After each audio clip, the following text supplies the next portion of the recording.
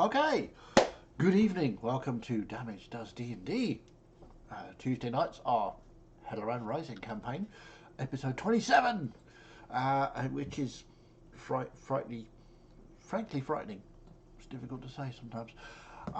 Okay, so in keeping with our theme of the players doing the last we left off, Trelador, it falls upon you this week to tell us where we were. Take it away. After getting the killing blow on the Hydra terrorizing this town, things got a bit blurry. I felt power. Power like I've never felt before. Like I could do anything. But I also felt dizzy. The next thing I remember is being on the ground. Celeste claimed I was muttering about colours for some reason. She's a little odd, that one. I tell her I feel fine and prove it by demonstrating my considerable strength by destroying a nearby water butt and walking off. Miette runs off, like the scaredy cat she is, claiming she's going to find the girl.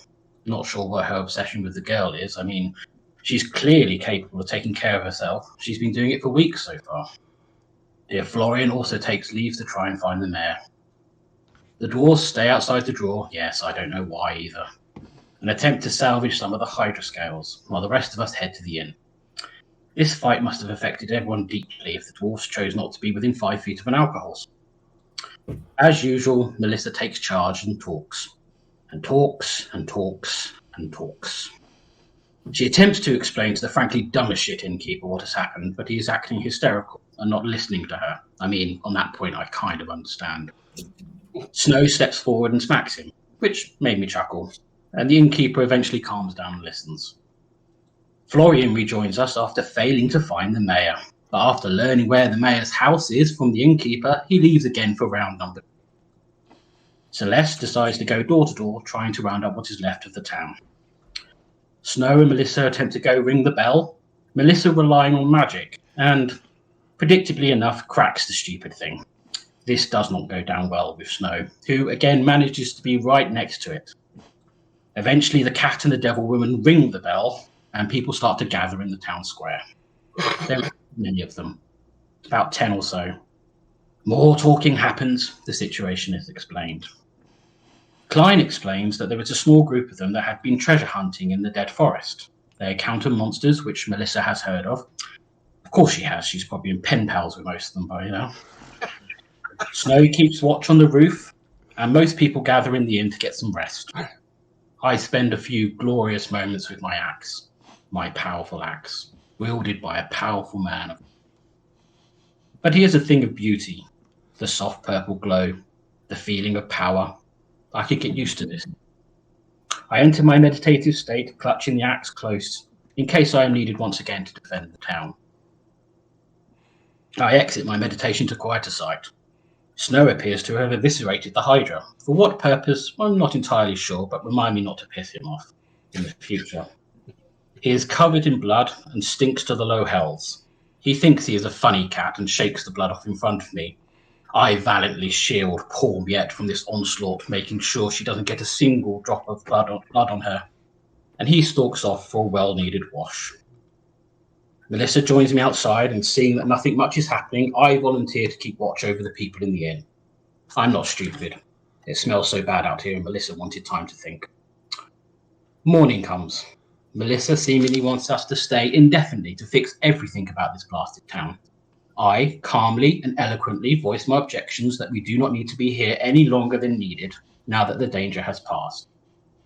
My dear friend Yorick wants to enchant my new axe. More power? Well, of course I accept. To my horror, he betrays that deep trust that we have in each other and broke it.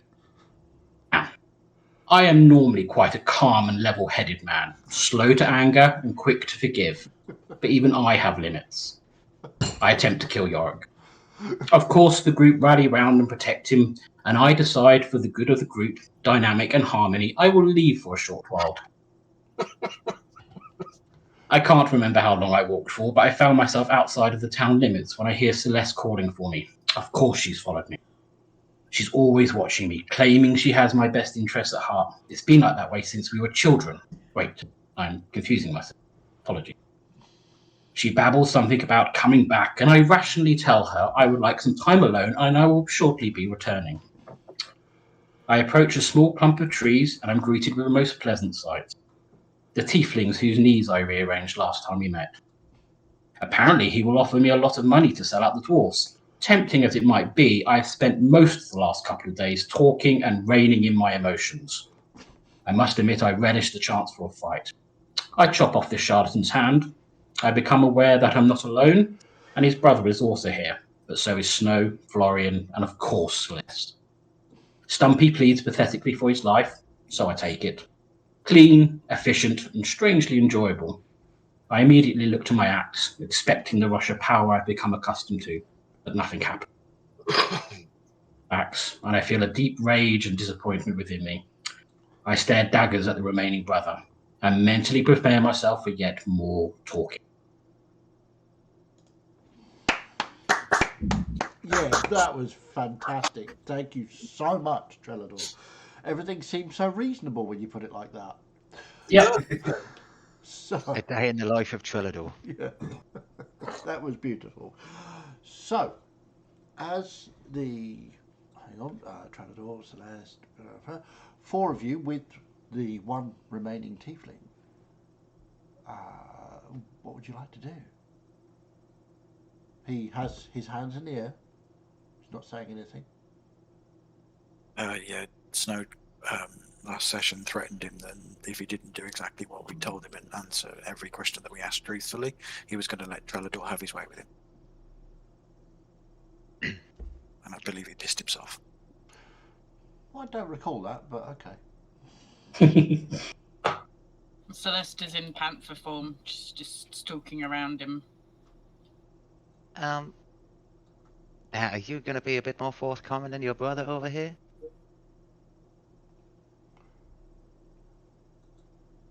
I'll tell you what you want to know. You haven't actually asked me any questions yet.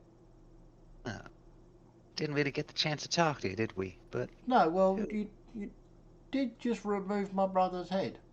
So, bit of an interruption, really, isn't it? maybe it gets the point across. So, He I did mean, say I don't that he like was it going to this talk way. to you, and then you just killed him. So, Trelador. you're going to kill me anyway, right? Not if you tell us what we want to know. And Who's- I will add one extra point. When we let you go, you don't come after us again.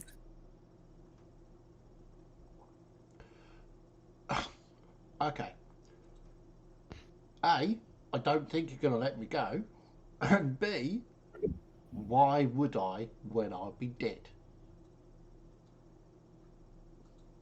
Who's your boss then? Who's wanting you to get Well, these dwarves back could- home? He sort of looks around. So, my boss, or our boss, I should say, is somebody called Handras. Handras. Yep. He's given us a lot of money. Well, I say money, I mean gemstones.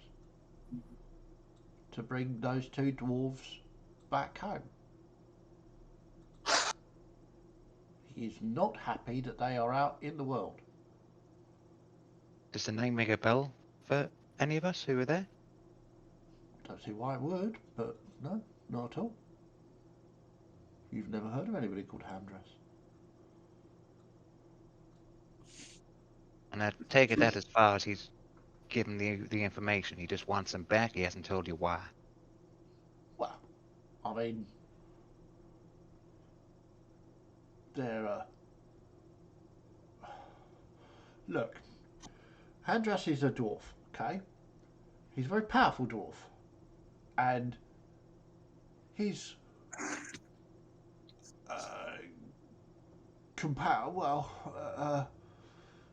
fellow dwarf, fellow business dwarfs don't want them two out in the world. They need to be back home. Okay. Who was the The woman that turned you around and stopped you following us the first time. Don't know what you mean. Oh, come on. I'll take the axe out and brandish it. Outside of Dar, you were heading towards the cave where we were sheltering. I saw you. Oh, that woman.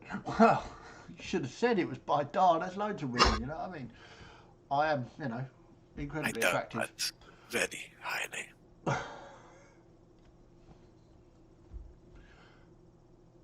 You know exactly who that was. Don't tell me you don't.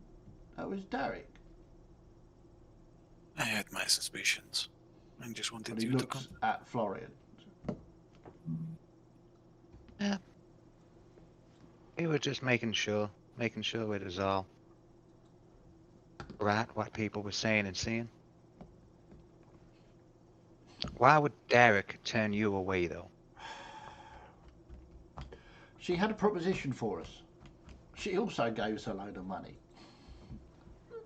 He's great. I got loads of money and I'm not going to spend any of it now because you're going to kill me. Yes. Yeah, No. see, so why should I bother telling you anymore? Because if you don't kill me, if you let me go, yeah, she'll kill me or Hadras will kill me. So I When either was die here or I die halfway up the road. That seems like your problem, not ours. Hang on, Trellador, but when was the last time you spoke to any of them? Which one? Andres or Derek? Yesterday. And you're here? So how did you get here so fastly? Are they here around the area as well? I don't know where they are.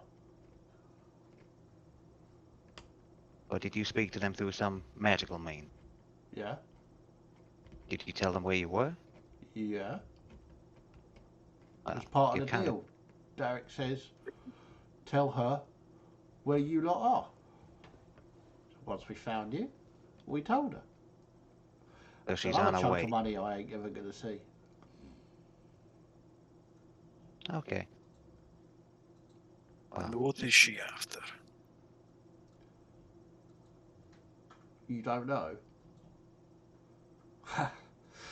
Seems like Snow Derek has... Snow gives him a really evil grin.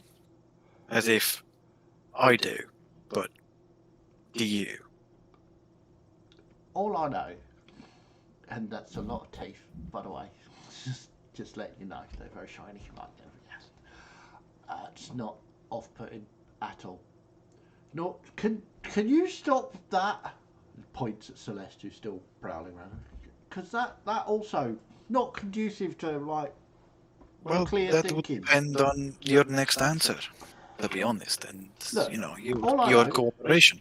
is Derek said that we were to tell her where you lot were because she is interested in you lot. I don't know why. She just told us. When Derek says to do something, generally, if you want to stay safe, you do it. She's paying us. This is a bonus. Don't normally get paid from Derek. Proves she's got some money. It's interesting, and considering the fact that she's paying, you would say that this is more important than usual, yes? I guess. Is Derek? Who knows? She's mental. So we've been told.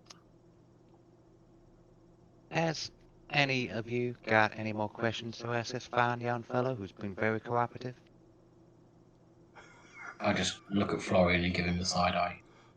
We can't hear you, Miss D, by the way. I know. Because you're not there. Looks like Miss D has many, many questions. Well, let's take him into town. I thought you was going to let me go. I've answered all the questions. So You now seem... I'm going to The go. rest of our companions may have more questions for you, and then You then didn't you say can anything about that. You just said answer the questions and then I go. So Oh, we said we'd let you go eventually.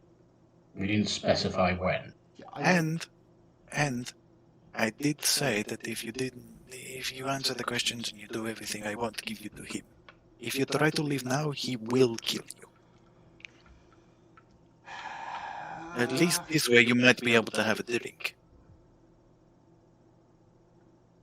I mean, I do like a drink, but alright, I suppose. Back into town then. Right, Okay. Trellador? Yes. Snow, you stay behind us. Me, Celeste, and this. Sorry, your name, gentlemen. Sorrow. Zaro? Sorrow. You know, Right. like sadness.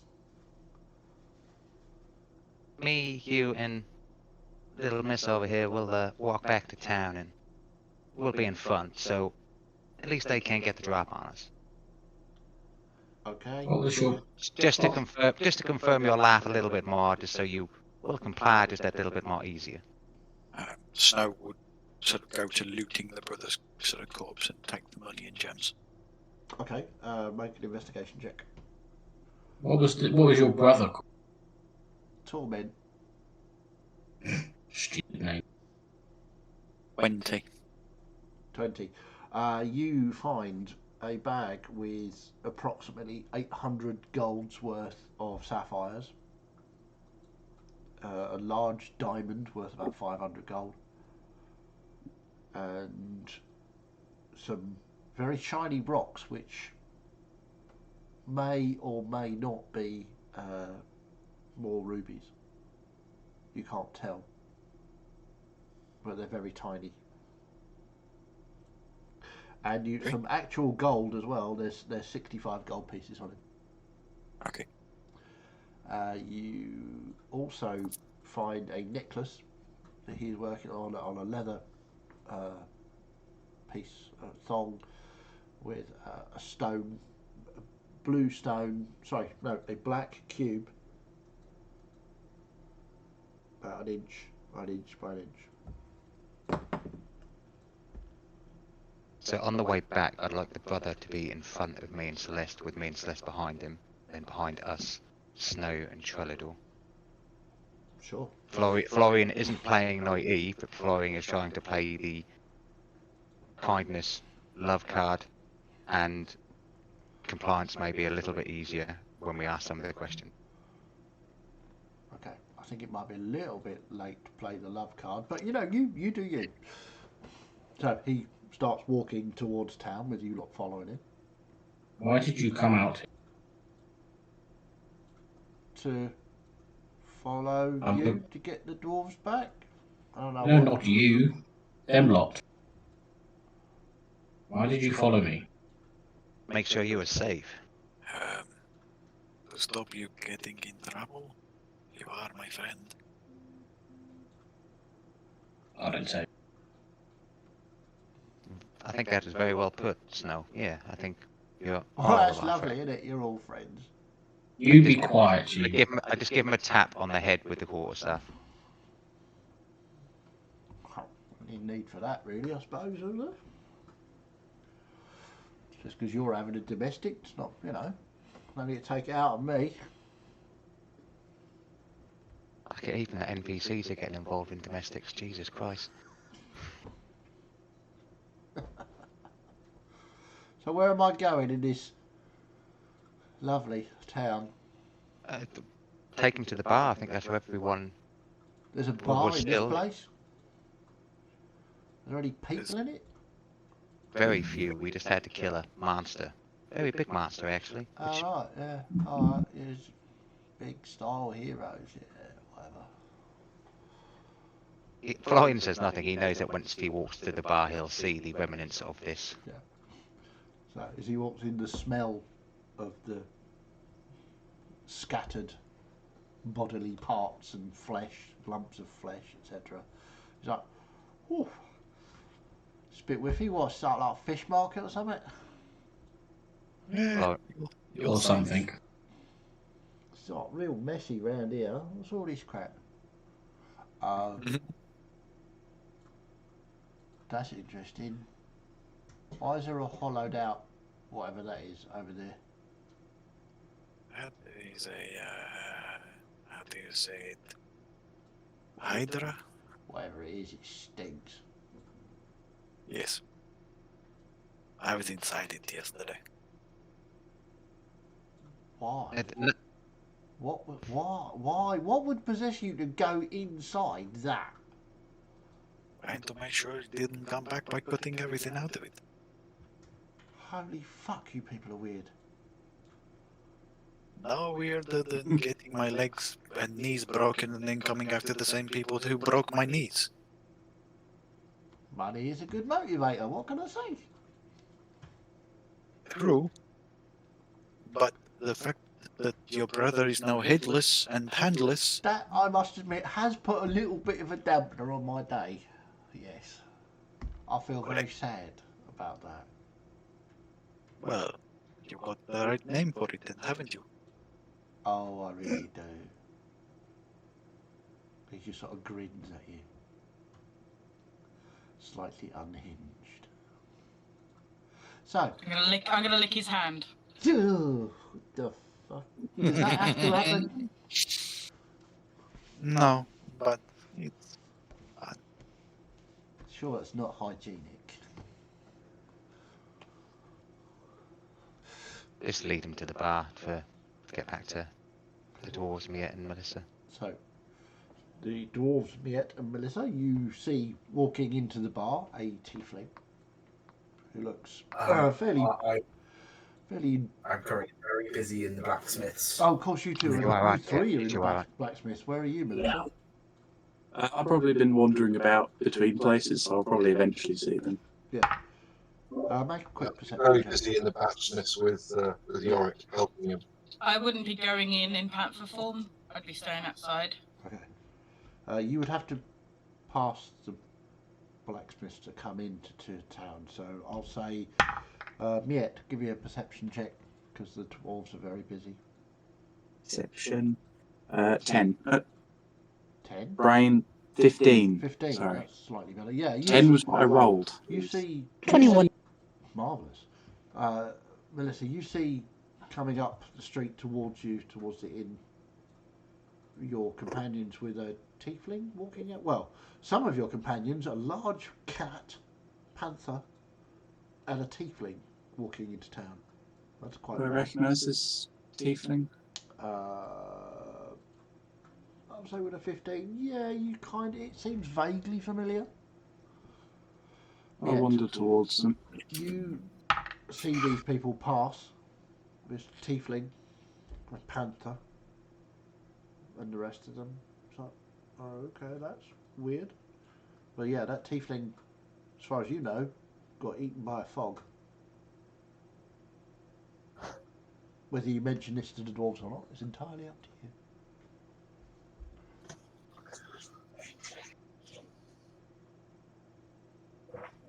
Can't hear you. Sorry, I hadn't realised that last bit was directed towards me because I'm an idiot. Yeah, no, as soon as I recognise him. In the forge with them two working away, so you've noticed that this party go past and towards the tavern. With this tiefling that, you think should be dead. Yeah, so given that I've recognised the tiefling, I'm just immediately peeling off and catching up with the party heading into the inn. Yeah. So, Yorick, Gus, Miette just sort of out the door. Doesn't say a word, just goes. Bye. Not paying any attention. Fair enough.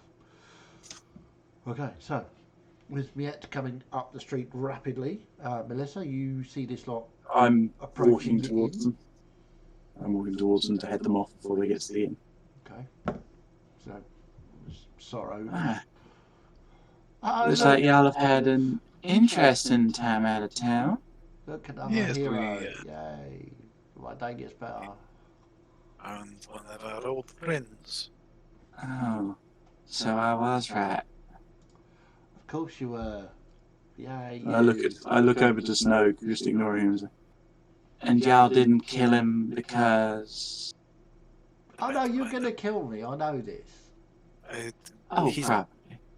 Trelador removed his brother's head.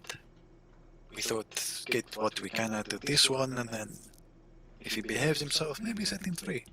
I like to work my anger out in healthy ways.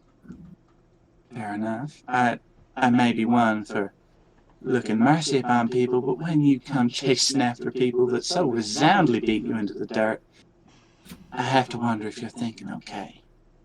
And Snow produces the pouch with like 800 gold's worth of sapphires in. This may have been a good motivator. Certainly motivated me. And my brother. How's that working out for you? Not great, if I'm honest. We've already asked a few questions, Melissa, like who was bosses, who's paid him. Which I've answered, by the way. So I can probably Yeah, go now indeed. if you don't mind. And a couple other questions, which we can fill you in later on. We just wanted to bring him back to see if anybody else had any other thoughts or questions he might be able to answer. And at this point, you catch up to them. I see you have brought a new friend along. Oh, good, another one. Hello. Old friend, apparently. Would you like to come inside for a drink? Sit down? Yes, this is what I was promised, you know. I did tell him he could have a drink. Excellent. So I'm going to link my arm into his and bring him on into the inn. Oh, lovely. At least one of you has, manners. I'll head into the inn and, I didn't stab you in the side of the head once you gave up. That is manners enough. Well, that's just professional courtesy. This is proper manners. I'll walk into I the didn't tavern let after them. him kill you. What can I say? She's more attractive than you are as well. Well, obviously. So I'm going to go up to Atle, get some glasses, get a whole bottle up the back of the bar, get the tiefling seated down. Strange question for the DM. What length hair does he have?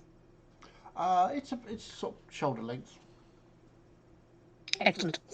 So I'm going to pour him a drink, pour everyone a drink, who's sitting down, and then I want to sidle up to him. So, what can I say So, for you? you remember the first time we met?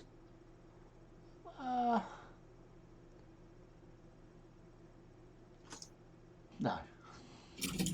Well, No? yeah, weren't you hiding in the trees? Yes, it's what I'm good at. Yeah, because we were following you, and thought it'd be an easy job. Well, we were following the two idiots, dwarves, but you lot were with them. I thought you might remember my friend the elf outside the best. Definitely remember him. Yes. Excellent. Then I have a very important question for you. Okay. How did you survive the fog? We didn't.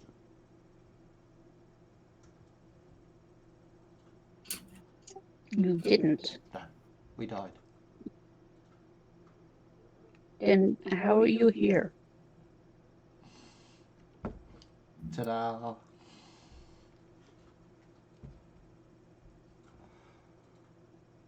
I don't know. That does explain how you survived such a interesting wound to your knees. Oh, I didn't survive. I know, it took a long time to heal that. He sort of shoots a look at Trellador. Really long time.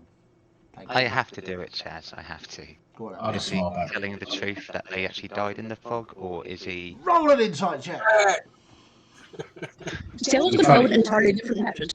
I Vinny's want to be doing inside something. checking the concept of death. Yeah.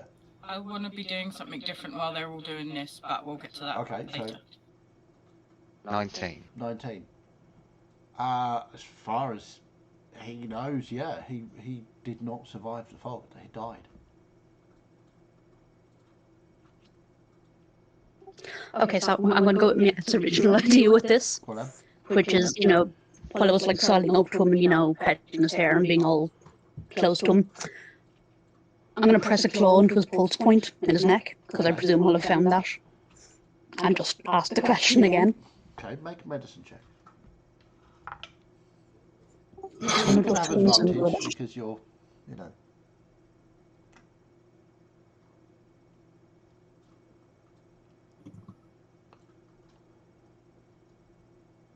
15. 15. He doesn't appear to have a pulse point. I told you. I didn't survive. We didn't survive. We died.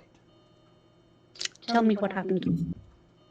Well, the fog came and it was horrible. We couldn't run because your beautiful friend decided to remove us of the use of our legs. The fog, it was very, very painful. It was like being sandpapered inside. It was not nice. I hope and pray you all get to experience that. Did it speak to you? Oh yeah. It wants blood. Lots of blood. But it Did will it have offer you anything? Did it offer you anything? No, it only took. We were in no position to bargain at that point. It took, and it took, and it took all of us. Every single fibre of our being was reduced to tiny particles of fog. So how the hell are you still here then? I don't know. What was the next thing you remembered? The next thing I remember was emptiness. We were in a very dark place. And Torment was there too. I could hear him in my head. And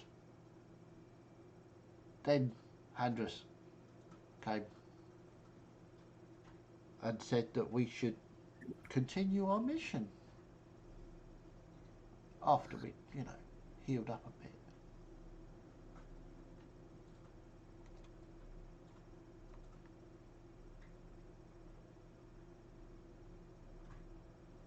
That is mildly weird. I'm going to top up his glass again. Enjoy your drink. Oh, I can't do that. I used to be able to do that, but I can't do that. It doesn't taste of anything now. Was your name always Sorrow, or was that a name the fog gave you? Oh no, my name is Sorrow. My name's always See, you've had a hard life with a stupid name like that. Well, I wouldn't say it was a stupid name. It was a name I chose for myself. I am a tiefling after all. It's what we do. Hmm. Well, So, sorry. now I was just having a thought. If you's undead, and, well, pardon me for assuming, but you're potentially suffering in this state, then we should probably just put you down. I mean, Wouldn't want to have someone suffering like I that. figured that you were gonna anyway. So, hello. Is he wearing one of those black cube necklaces, the same as his brother? Make a perception check. 22. 22. Yep.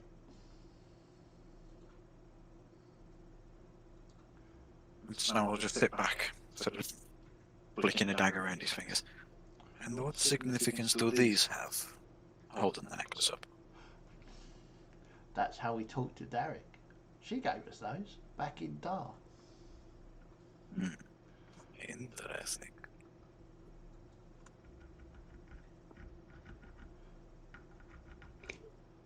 So the alcohol has no flavour. No. I presume the food has no flavour. No. Are there any pleasures in life for you? Money. I like money. Because money can buy To you all spend sorts on of interesting things. Well, I mean, it's a bit rude, really, isn't it? Asking a chap what he spends his money on. Well, from what you've told me, you can buy alcohol that has no taste and food that tastes of that. So what is the point? Oh, I don't spend it all on alcohol and food. That would be very dull.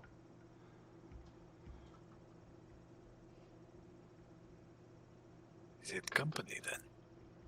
Sometimes. But other times, most of our money goes to a certain researcher, shall we say, to see if there is a cure for this. I know we look great, but it is boring. One of the temples in Dar, no doubt. No. Who is the researcher? Why do you need to know? Why not? You know what they say about tabaxis and curiosity. Yeah, Yes. didn't that want to get one of you killed once upon a time? A very incautious kid, yes. Maybe you don't need to know who it is.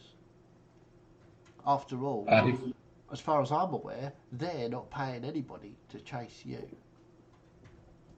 No, but it is good to know who's researching it should the folk catch up to us. you might want to make a anonymous donation to their cause. Excuse me if I don't believe a word you actually say. I really don't care. Me either.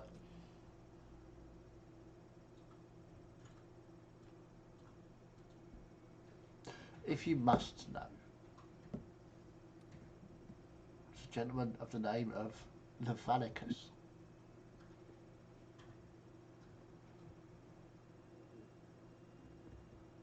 Where is he based? He's based in Giffield.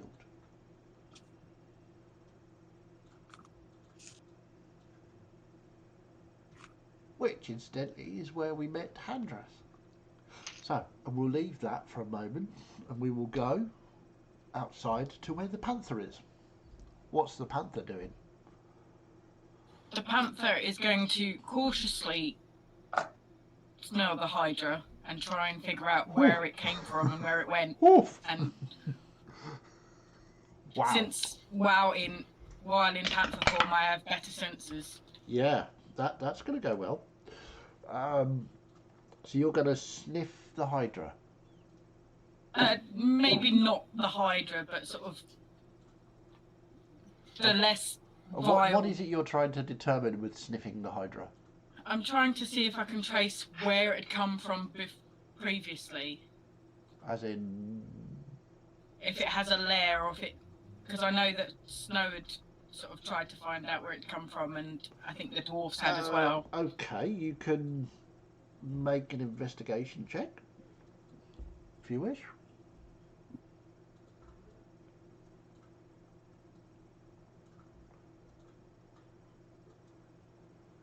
'21. Okay, the smell is everywhere. You spend sort of 10-15 minutes sort of walking around, sniffing at things, and the smell is everywhere. It's all over the town. You suspect if it has a lair, it is in the town. It is part of the town.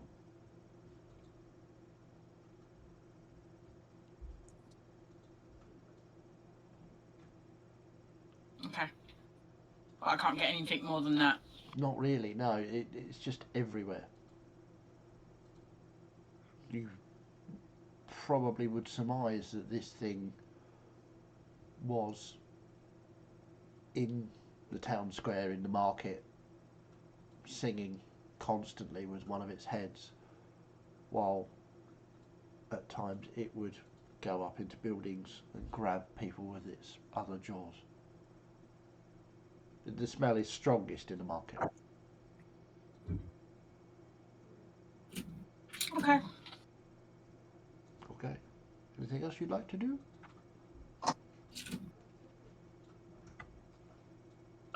I will go back to the inn, turn back into myself, and go inside. Okie dokie. So, Yorick, Gus, what are you up to? I've been a good assistant.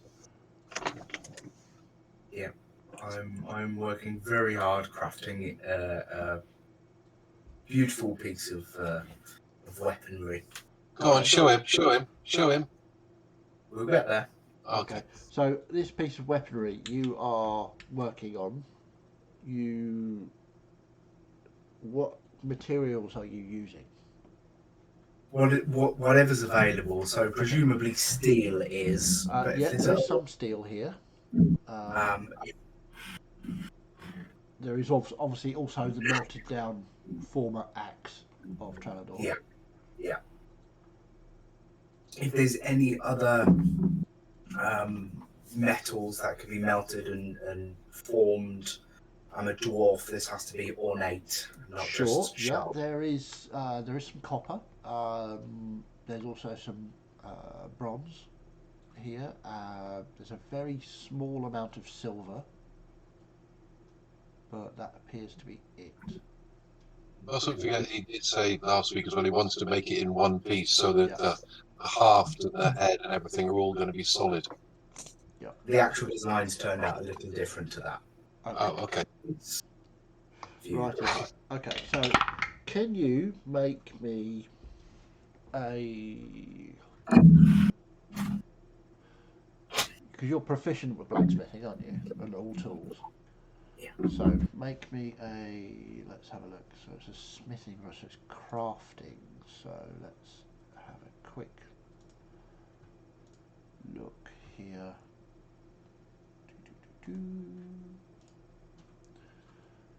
So, if you could make a.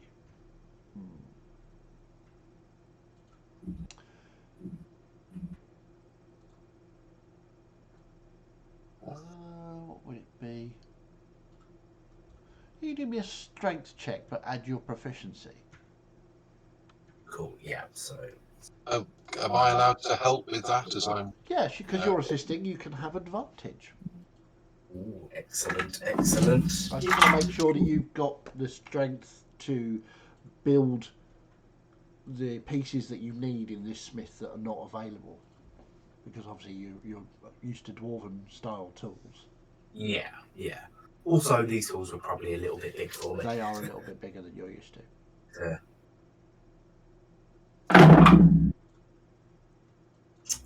Non-natural 20. Nice. Yeah, you have no problems with Gus assisting and doing exactly as he's told, as he has many times before when you're making things. He just seems to know what you need before you even know you need it yourself. So I'll say you spend a good hour crafting the tools that you need to make this. And let's have a look. Yeah, okay. So the next crafting roll I'll have you make, you can add a D4 to it. Cool. Okay. So you go on for an hour making this thing. Miette disappears out of your vision. You're not really that bothered about it. And you continue on. I would like you to make a. Let's have a quick wisdom check, adding your proficiency and a D4, because you need to know that what you're doing is correct. Okay. And that you're using the right tools for the right job, and you're making this with the right frame of mind, if you know what I mean. Yeah, yeah. So,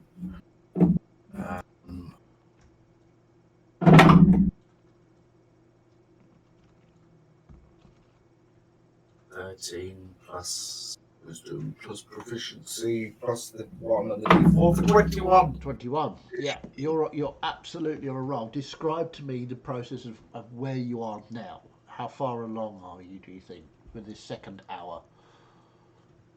So I spent the first while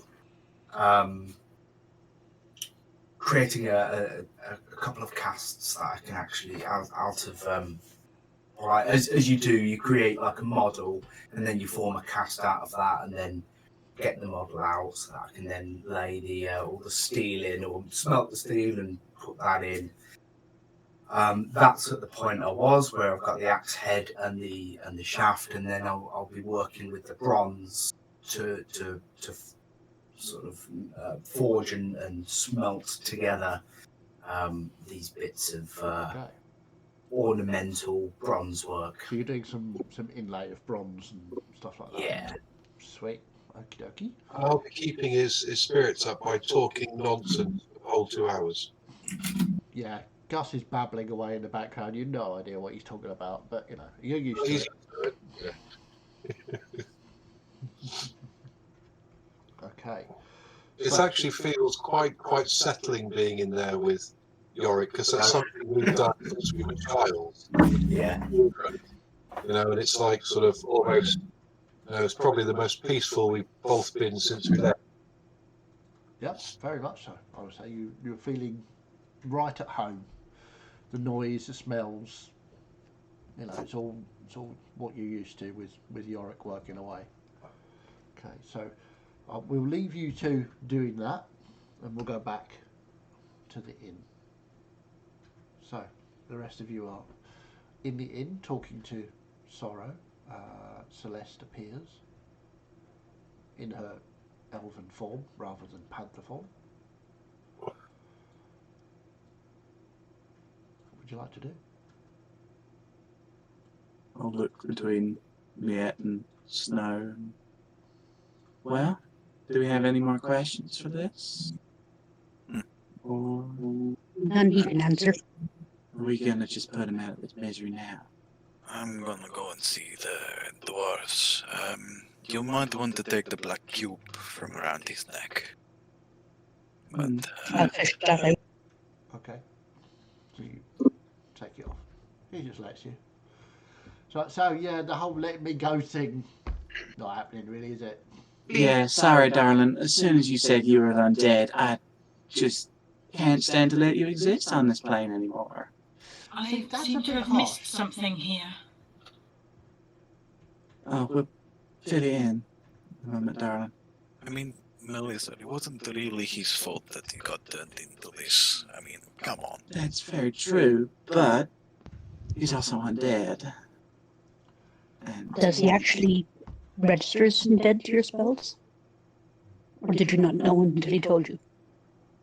I'll kind of take a piercing look to see if I can see any signs of his undeath. Make a perception check with your advantage because Fey Fiend or undead, he's definitely undead. With advantage, 19. 19. I mean, he's definitely not breathing. There's no pulse. He looks like a normal tiefling. There doesn't seem to be any sort of signs of decay or anything. Which is... You're not decaying, but your chest ain't moving. No breath in that. And no makes it really lungs. easy to sneak up on people. Based on the state that he's for, I'm assuming you didn't do too well. No, he And didn't do that very well. I ain't seeing any blood vessels, no. You ain't. Well, there is blood in here. It just doesn't flow, if you know what I mean. It's like when Monster Boy there cut off Torment's head, and you can see that Snow still has a spray of blood on him. Blood does come out. Either way, you're undead and in the employ of something real nasty. And considering what's going on, I think you might be better off Well, if you say sleeping so. that eternal sleep. I kind of figured that was what was going to happen. And I think...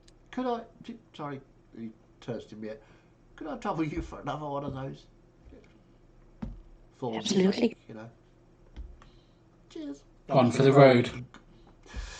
I doubt I'll be seeing a road again, but yeah, why not? Predator, do you want the honors? Before you do this, just a thought. We know the brothers have been brought back once. For all we know, it could happen again. And whatever information they've gleaned from this town, they can pass on to their employer.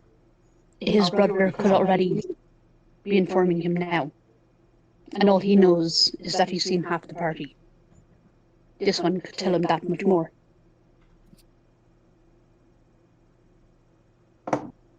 But leaving him alive leaves the same thing to happen.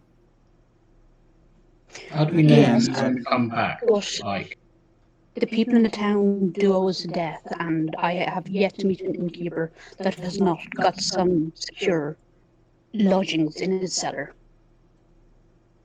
Again, I don't want to leave this here for these people to have to worry about. Maybe to stop you coming back, we can let Snow take a look at you.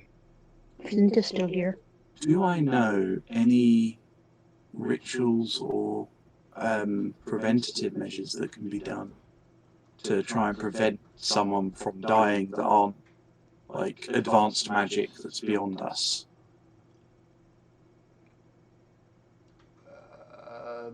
You do have a cleric that could Not destroy undead, really. but I'm not there. I mean, you don't.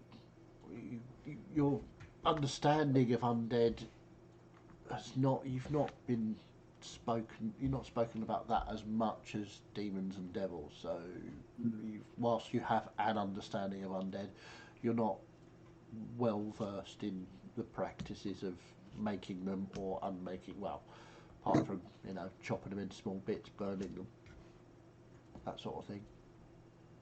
Before we do this, can we just clarify? And Miette is 90% of the time right. Snow, do you want to go for a quick run? I'm Bit of- not. You've gone. You haven't stayed. Okay. I went to see the dwarves.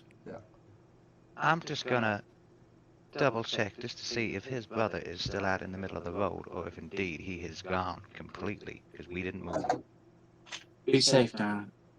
And I'm going to move as fast as I can, as quick as I can, to the edge of the town. Okay. And then I would go a little bit slowly until I had vision on where we were, where the attack happened, and to see if his brother's body is still indeed still there. Whilst you're doing that, Snow, you turn up at the forge. Both dwarves have shirts off, working hard. It is dwarf porn in a forge. Yorick? Don't disturb him, he's busy. Bit busy at the moment too.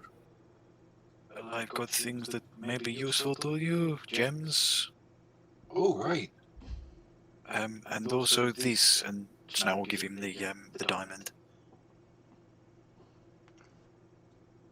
Gus, can you just handle that for a minute? I'm just in the middle of something. Yeah. How is he getting on? Oh, he's in the zone. He's doing a piece of beauty. Look at that. Look at that. Look at it. It's beautiful, isn't it? Definitely a master craftsman, it would seem. Oh, yes. He couldn't do it without me, though. I'm invaluable. Gus, does the name Handras mean anything to you? I take it does. Yeah. It's a very, well, not common, but it's certainly a dwarven name. Is that the same guy I saw in the trading place? Remember the very first town we were in, and I saw some dwarf trying to hire people. Make an intelligence check. Before I bundled us all out. I think that was Handles. No, it's not. I got a 4. Got a 4. Probably not. I know a few people called Handras. Well, it would seem that there is a dwarf by the name of Handras who is paying a lot of gems and money to... Do you remember the 2 tieflings that were following us? Yeah, the ones that died in the fog. Turns out they're not dead. Well, they kind of are dead, but that's besides the point. But we caught them outside of town, and they've been paid a lot to hunt you two. Ooh. Because apparently, Andras and the rest of the powerful business dwarves don't want you two out in the world. I don't know why, but... That may be because we're on a quest to save the dragons. much thought into it. At least, Then again, they wouldn't know that, would they? That's peculiar. I'll set the weapon aside. I've just got a little bit to finish off, and I'll come over and join the conversation.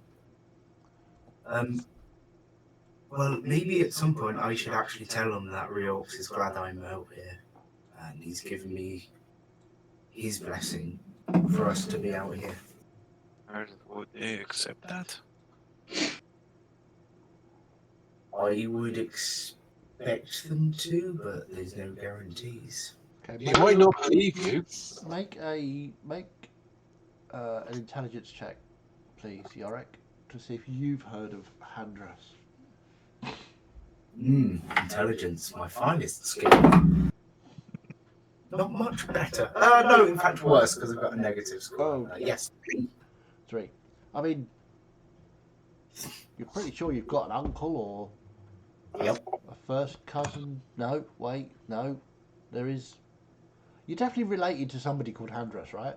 Probably. Yes, wasn't there one of our clan that was called Handgrass? I wonder if it's the same one. It could be, I don't know. There's a few of them about. It's not an uncommon name, is it? Well, no.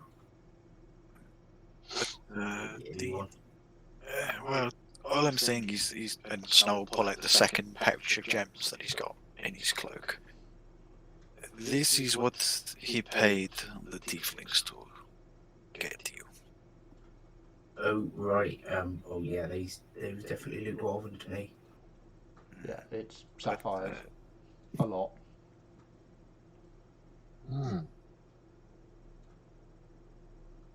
I mean, is that a lot? As pocket change, isn't it? Well, it's a lot of stones, but it's still just stones, isn't it? Mind you, I suppose if we converted those stones into money in this world, that's quite a lot. I Would suppose. be a considerable amount. Yeah, you reckon about 800 to 1,000 gold. Got a few Across the two pouches. Oh, that's just for the sapphires. Okay. The diamond by itself is probably about 500 gold. The small red rubies, you're not sure. You've not seen stones quite like that before. If they are rubies. Gosh, that means we can afford more tattoos, right? Yep, we can get another couple of tattoos. We can get one with a Hydra head coming over the other shoulder. Yeah, great idea. Wouldn't it? You don't know what these are? They look like rubies, but I'm not sure. Let's have a look. Do we know what they are? Yes, Yorick definitely does. You probably do. These are called Spinels. Our resident geologist will know what they are. They are a deep red gem, usually with spines at odd angles. But it looks like these have been refined so that they're small. Magnesium aluminium oxide. There you go. Oxide. Is there any specific use for them in this form? I mean, it looks like they've been sort of cut from their normal sort of spiky selves, but you're not sure why. They might actually been looking at them in further. Make an investigation check, either of you or both of you. Intelligence is investigation, isn't it? I'll do it. Yeah, go for it. Well, I rolled as well. 14. 14. 15. 15. Yeah. It looking at them, it looks like they've been smashed, not cut apart, but physically just broken into these component parts. So if you take some time to sort of put them back together, they form little clumps of rock, all the same, like they have been machined. It's very difficult to see, but they have actually been cut and carved, but then somebody smashed these little creations. It's a little bit weird, isn't it? Yeah, didn't usually see that sort of thing. Do they look as though they were like statues or something before, or were they just normal crystal shape? Well, they looked like they were crystal shaped, but they were carved. Right. And if you sort of piece one together, you could probably see an S, a very crude S shape, which is not Dwarven jigsaw puzzle. not natural for these kind of crystals. Ooh. I wonder if I should glue these back together and see what they are. I think that's a good idea. I'll do that while you finish off the axe. All right, I've just got the handle, the grip to put on now, so nearly done. Yorick, you keep hold of the diamond. I believe some of your magic can make use. Diamond's very good. Yep. Okay. Okay. Do you want any of these for the? No, that's fine. We're probably best to just sell those and make some money from them. Probably a good idea. Okay. Gus, as you put these back together, they all have little symbols on them. And Snow, you might recognise these as well, as Gus is putting them back together. Make a history check, please, Snow.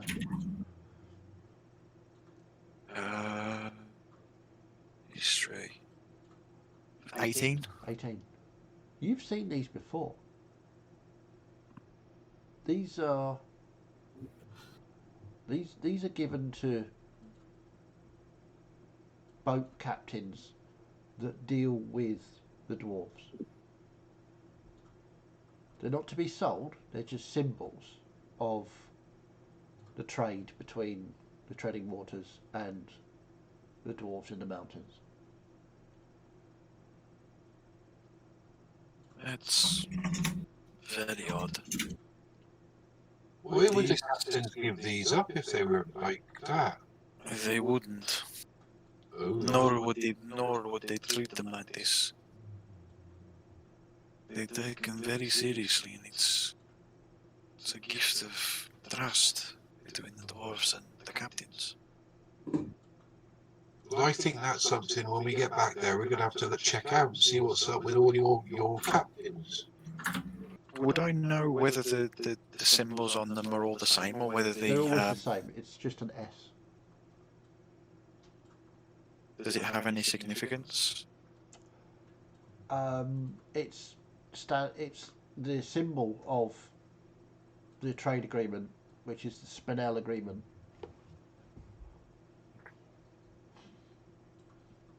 Between the Treading Waters clans, the only the Treading Waters clans that are allowed into the mountain rivers have these symbols. If you don't have a symbol, you can't get in. And there's no way to identify which captain each one were given to. No. So they could be off old dead captains for all we know. Could be. Traditionally, the symbol was handed down to the next captain of the boat after the old captain had passed, and the first run that the boat would do back into the mountains, they would go and there would be a council meeting and like an interview, if you will, with the new proposed captain and whether he got to keep the trade symbol or not.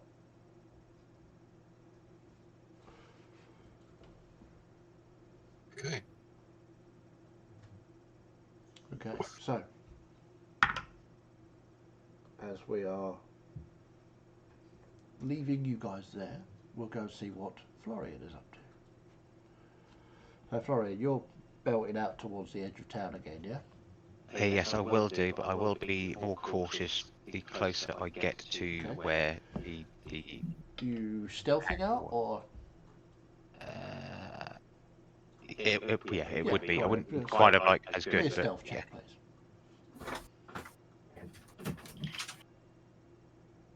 Ooh, non-natural 20. Nice.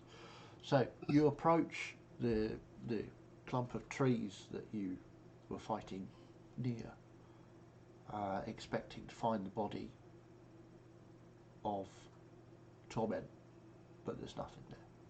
Soon, that's the only thing I was going to look for. So as soon as I know that, I would head back Okay. exactly the same way. So I would get back. So you pass the forge as you're on your way back in. You can hear sounds of metal smithing and conversation. I go straight back, knowing that Miet once again had the same right idea to tell everybody that it's been, an hour and a half since we've killed their brother, and he's no longer there. So. Okay. So you get back to the inn, you reveal the fact that his brother's body is no longer there. He's like, right. Good to know. Looks like you're out again, Miet. Stories have some uses. So, does this mean you come back to life? I don't know. Maybe we should test that theory. We could kill you now, watch you for a few hours, and see what happens. Well, Actually, I might even let Florian have a go. He's never had a killing blow before. I don't think I that wish would... you talk a good game. We're going to kill you now, or da da da da da da da da. You keep saying it. Off you go then. Come on. I take him outside and relieve him of the weight on his shoulders. I'll just do it there. I swing the Good axe. idea. Okay, make an attack roll. Do I need to duck or be beheaded here? Yes. Probably be a good idea, yeah. Reckless, but not great weapon fighting.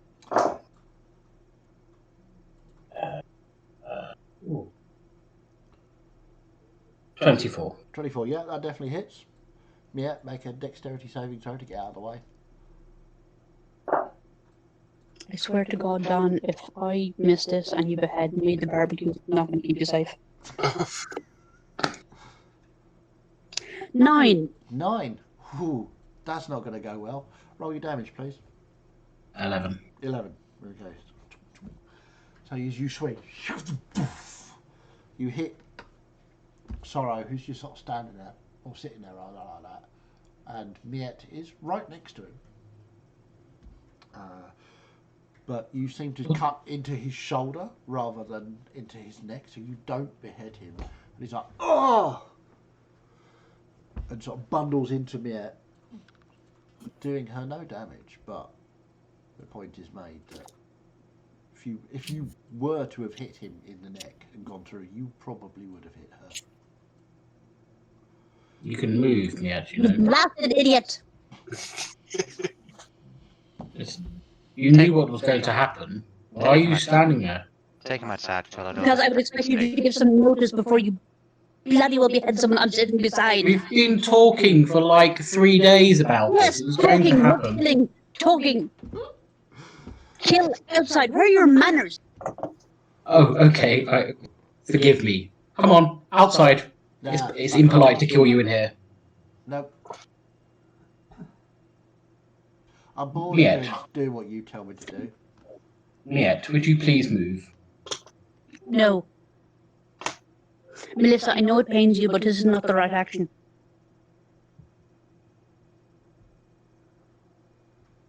He's undead, and there's nothing we can do about him. If we leave him imprisoned, he's going to be a danger to these people. Will we not be coming back by this town? Why would I be a danger to these people? I just give a kind of... Obviously I'm you not will a be danger kind of look to him. anybody else, apart from the 2 dwarves, which are not even here. You're that not I've even a been danger to sent them. to get back to the dwarven homelands. But out of the way. And I'm going to lean in closer to him. I suggest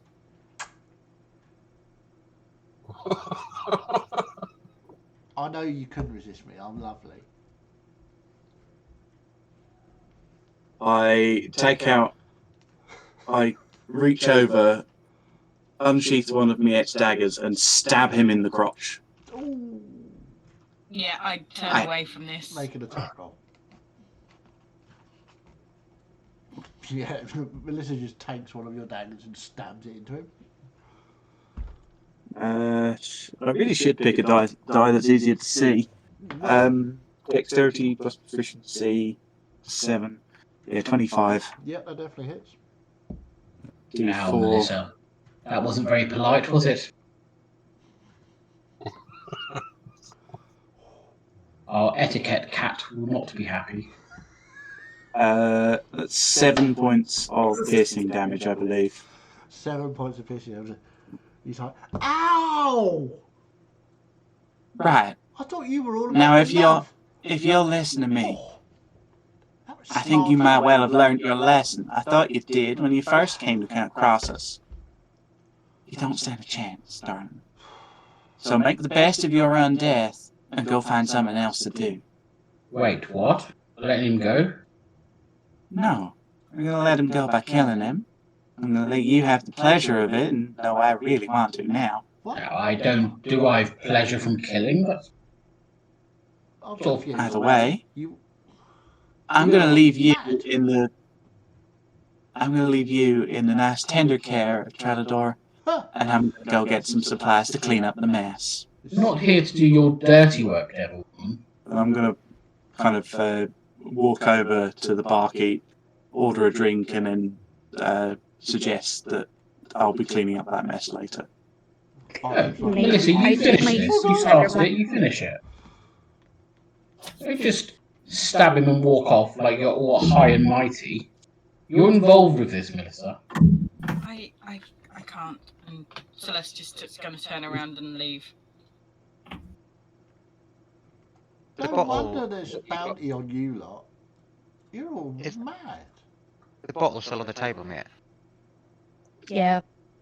Pick the bottle up, and I look to Sora and I'm like, I am really sorry about this now. Do you want to finish this battle together whilst we walk out of the town? Sure, why not? I mean, I suspect you're going to smack me around the head with it next, aren't you? It's alright, he can't hit for toffee. I hand him the bottle Takes it, And- takes a swig, passes it back to you. and just gesture to the door. He gets up. Sorry, Miek, go. I take my dagger back. Thanks. Thank you. That smarts just a little, you know? Don't think there was any need Please. for that. Be seeing you. Yeah, probably.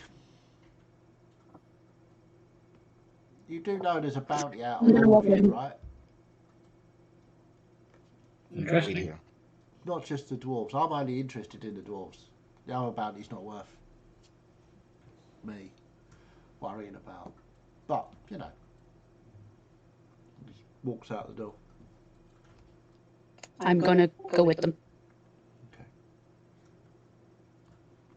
You walk. And I'm gonna walk him through the market, around where the dead Hydra is, to like the back of the town. Alright, okay. I'm gonna go that way.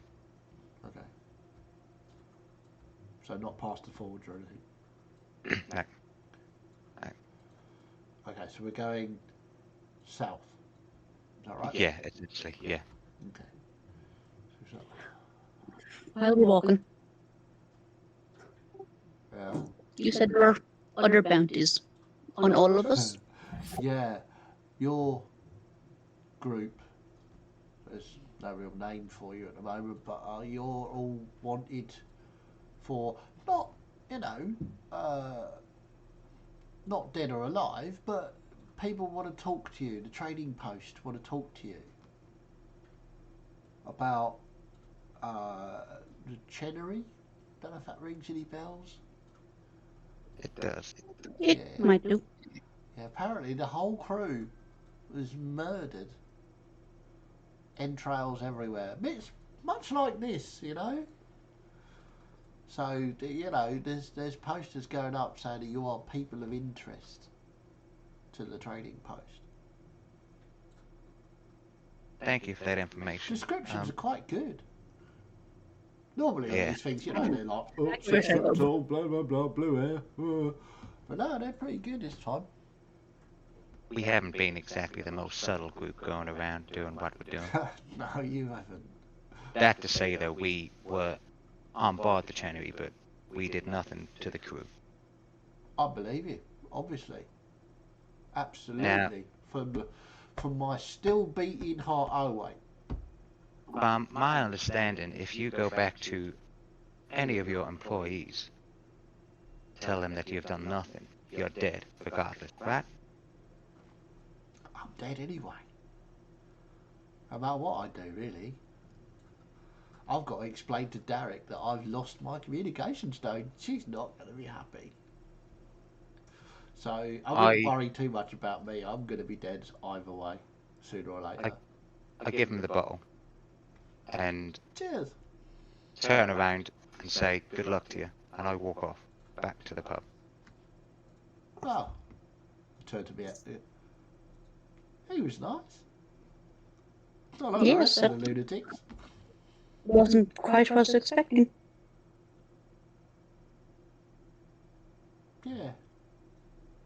Well, you were nice too. Good luck. You'll need Enjoy your drink. Probably not, but you know, something to do with it. See ya. I'm not turning my back. And he starts walking off. And we'll have a little break. Can I just ask before we have the break, did anyone bother to relieve him of the gems and gold that he had on him? Nope. Oh yeah, you did last week. Yeah. Okay. Cool. Okay. Yeah. Okay. So have a little break. Make a little love, thing, and we'll be back here very shortly.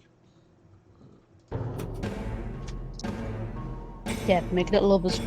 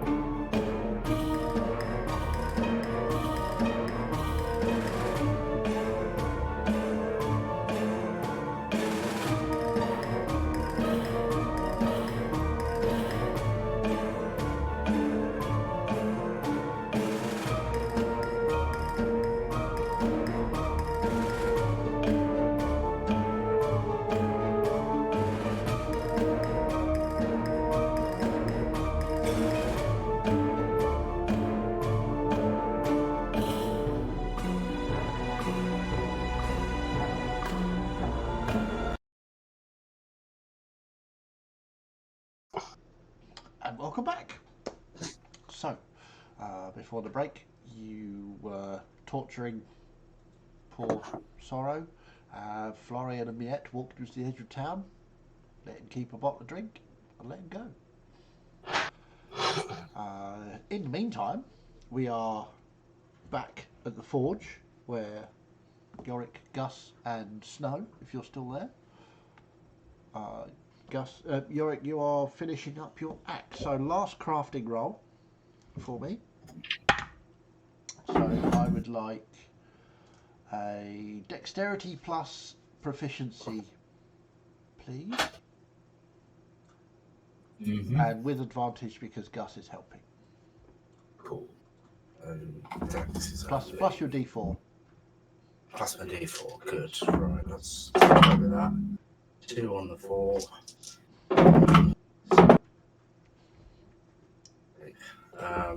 9. 9. Okay. Something's not right. You get so far along putting the grip on, and it's not in the right place. The weight will be wrong. If you put it there, it's going to be wrong. And you put it on and you take it off, and you redo it, and you put it on, and it's still not right, and you redo it, and you just can't get it right. It's just something isn't right. You need some sort of extra help. I know what you need. You need a beer and a break. We haven't had anything to drink or eat all day. I'm going to go to the bar and get some food and some beers, and then I'll come back and have that, and you'll be fine. Maybe you're alright, mate. It's been a tough one, this one. All right, I'll be back in a minute. Alright. I'll doodle over to the inn. Okay. Snow, what are you up to? You stop with Yorick, or you go back to the inn? Yeah, I'm fine. Okay. So Yorick, as you sit and you're just waiting for Gus to get back, you can hear that voice in your head. And Snow, you see Yorick's eyes just go blank as he's sort of staring into the fire of the forge. You're like, you hear, "Well, that's a pretty axe. Is that from me?" Yeah, you can have a go if you want.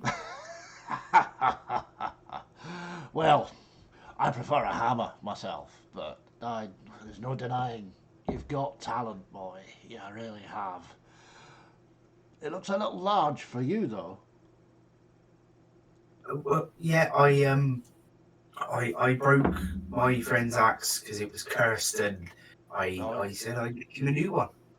Oh, it's for someone else. Yeah. You should have said. I could have helped with that. Tell you what, pick up that binding again. Let's have a go. All right. Okay. Roll your dexterity plus proficiency again with the D4. And tell me what you got. No one's ever had advantage from a god before. This is going to It's be not interesting. advantage. It's just roll it as said, and you'll find out what happens. I forgot to add proficiency on the last one, so it would have been a bit higher. But there's a 4 on the D4, so that's a good start. Much better. 12. 12. Okay, so with you start doing it again. He's, no. You know better than that. Here. And you see the axe float up. Snow, you don't see this at all. All you see is Yorick mumbling to himself in Dwarvish. And as if he's listening to someone else. And you see him take the binding off for this grip once more. And then he does it very strangely. He takes the binding, and the binding almost wraps itself round, and he's just sort of It's sort of flowing through his hand as he holds the axe and the binding goes on.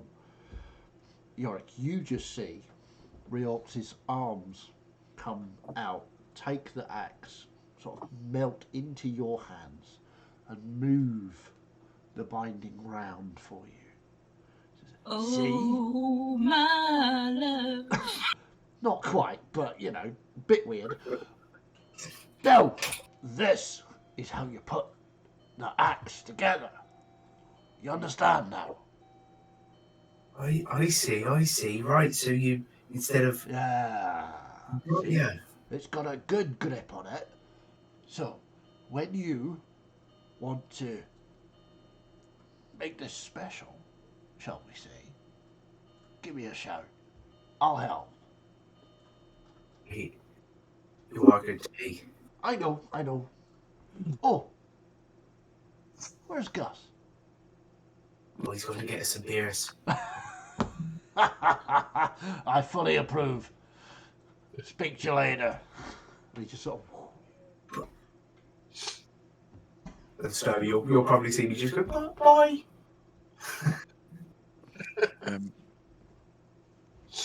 Who are you talking to? Who? Just the boss man. He helped me fix the... I couldn't quite get the wrappings right. Bossman as in... The big man. Oh. He's been speaking to me quite a lot recently. I think he likes me. And Gus, at this point you get back with some beers and a plate of food. Right, here you go. This'll sort you out. Right, nice one. I did it though. Well, I didn't do it. Reorx came and did it for me. I couldn't quite get it right and he helped. What, you're kidding and I missed it? I'm not, no. Bloody hell. I know. Write that down, Yorick.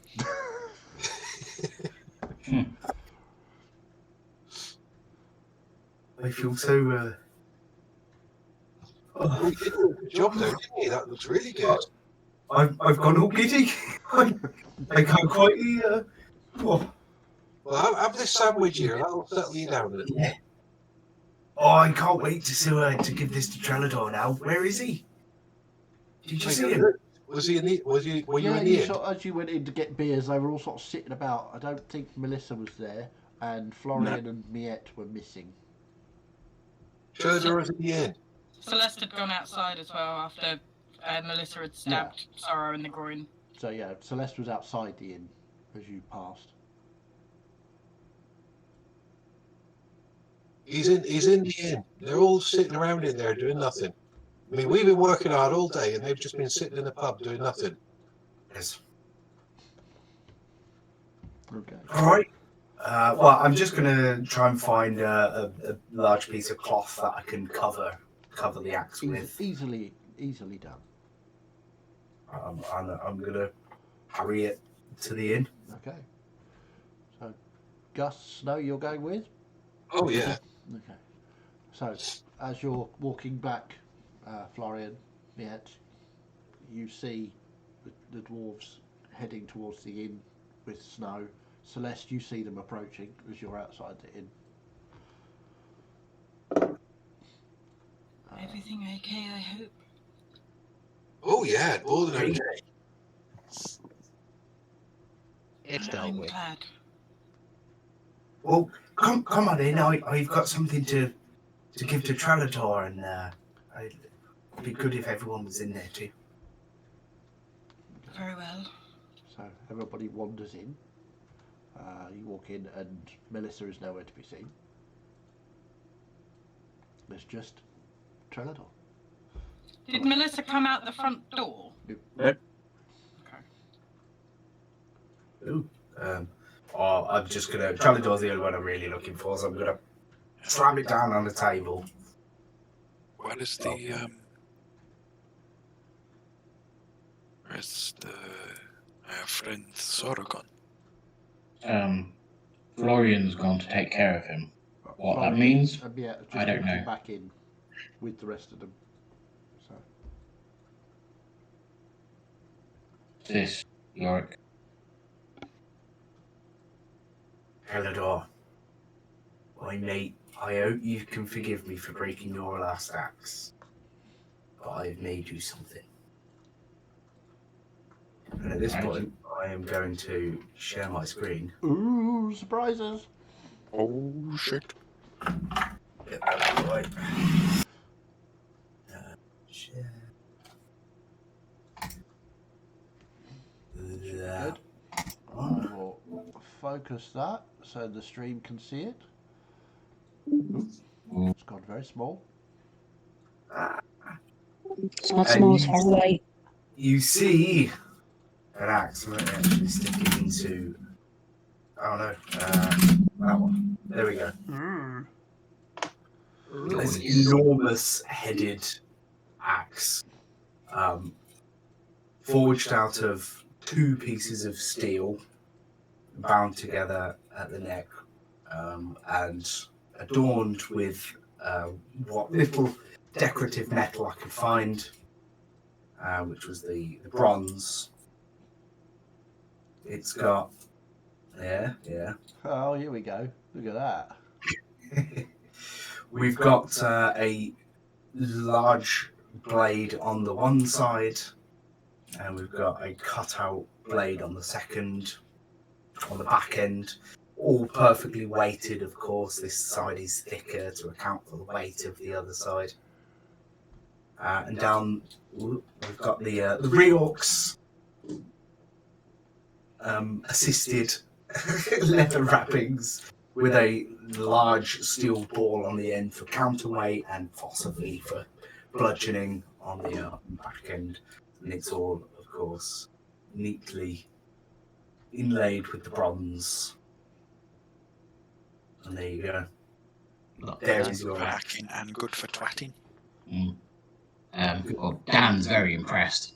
Loves it. Yeah. But Trelador says, I suppose I should say thank you. That's all right. You don't need to. I broke your last axe. You were quite fond of it. I didn't. I think this is just fair recompense. Okay. Right. It's very, very well made, though. Okay, so as you pick it up, it is beautifully balanced. It is. Oops. I will say, Martin, roll me a d4, please. 3. 3. This is a +3 axe. Jesus!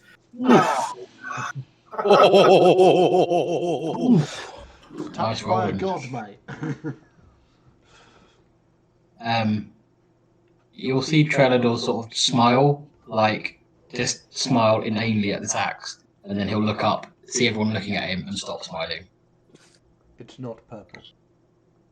Gus will just be grinning from ear to ear because he knows he's just happy for Yorick because Yorick's so happy. I feel like I should test it out on someone. Where's Florian? He's at the I'm back there. of the group, watching with me. Look what I've got, Florian. Mighty fine craftsmanship there you are. Well done. Thank you. It's a thing of beauty, Yorick, really. I'm very proud of it. Yes. Oh, and I might be able to make it even better. You said that last time, and you broke it. Yeah, I know, but I'm not going to break my own axe, am I? Very well. And I'll hand it over to him, but that sort of doesn't quite let go. You can keep hold of it for now, right? And you can have a swing with it. But once I take it back, you won't be able to use it for a bit. Right. Because I'm going to try and imbue some of my magic in it, and it will give you some extra little benefits with it. But while I'm doing that, and it's going to take me days, maybe up to a week, depending on how powerful you want it. You can't use it in that time. So have a good swing now. Okay. I'm just going outside. Don't follow me. And I'll take the axe make sure I shut the inn door, and I will just go to town, smashing up the town square. Yeah. I will rage as well, It. and I'll just Okay. have a bit of a blip. Yeah. I mean, you literally this axe. This is the finest crafted axe you've ever swung in your life. It is wonderful. It makes your axe that Yorick broke seem a bit meh, really. It's After about sorry, go ahead. 10 minutes, I'll sort of compose myself, walk back in, really sweaty and everything, and just go, quite good, Yorick. High praise indeed. I'd say so. And I'll just go and sit in the corner of the inn, just staring at it. Is he going to do that weird yaks again? I can understand this time.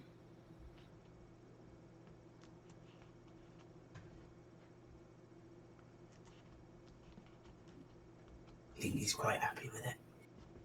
Yeah, well, this one's not cursed. It's blessed by our God.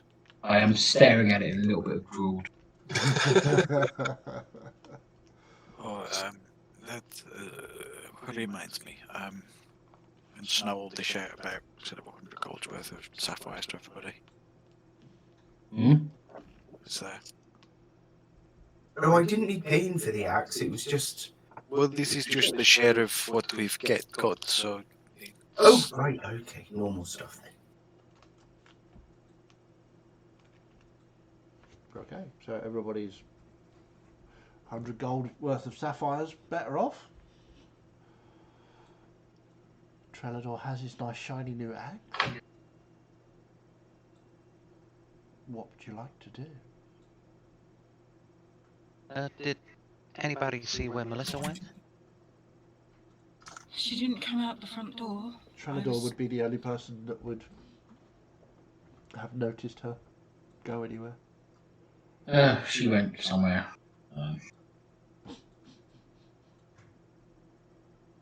Mighty helpful. Did you end? Sorry, did you get a killing blow? It's been dealt with, Cholador. I'm proud of you. Thank you. Is the barkeep still at the bar? Yeah, he looks absolutely terrified of you lot now. I walk up to him and say, really do apologise for my companion's personalities back there. Okay. I don't suppose you happened to see where Melissa went, did you? She went upstairs. Thank you. And I'll take it that she went to one of the rooms where we still have the keys for. Yeah, I guess so. I'll check. I think it was 4, 5, and 6 we had, or 5, 6, and 7 rooms we had. Something like that, yeah. Yeah, I'll check them out one by one, like knocking at Melissa until I get an answer. So, Melissa, are you indeed in one of the rooms? Yep. Okay. There comes a knock on the door, and Florian's voice. What is it, Florian? Everything okay? I'd like you to leave the fray. I know. Lost my cool a bit there. Yeah, I think a couple of people did, but we got decisions to make. I know you and some of the group want to stay to help you, but given the circumstances, we got some serious people coming after us, and we need to move quick. I know. Just...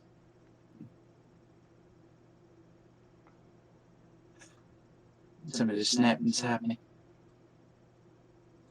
Okay, well, All this stress of needing to go find Vale. All of that. when you're ready, we'll be Ain't downstairs. exactly the best model for you to be following, but I suppose that's kind of moot now.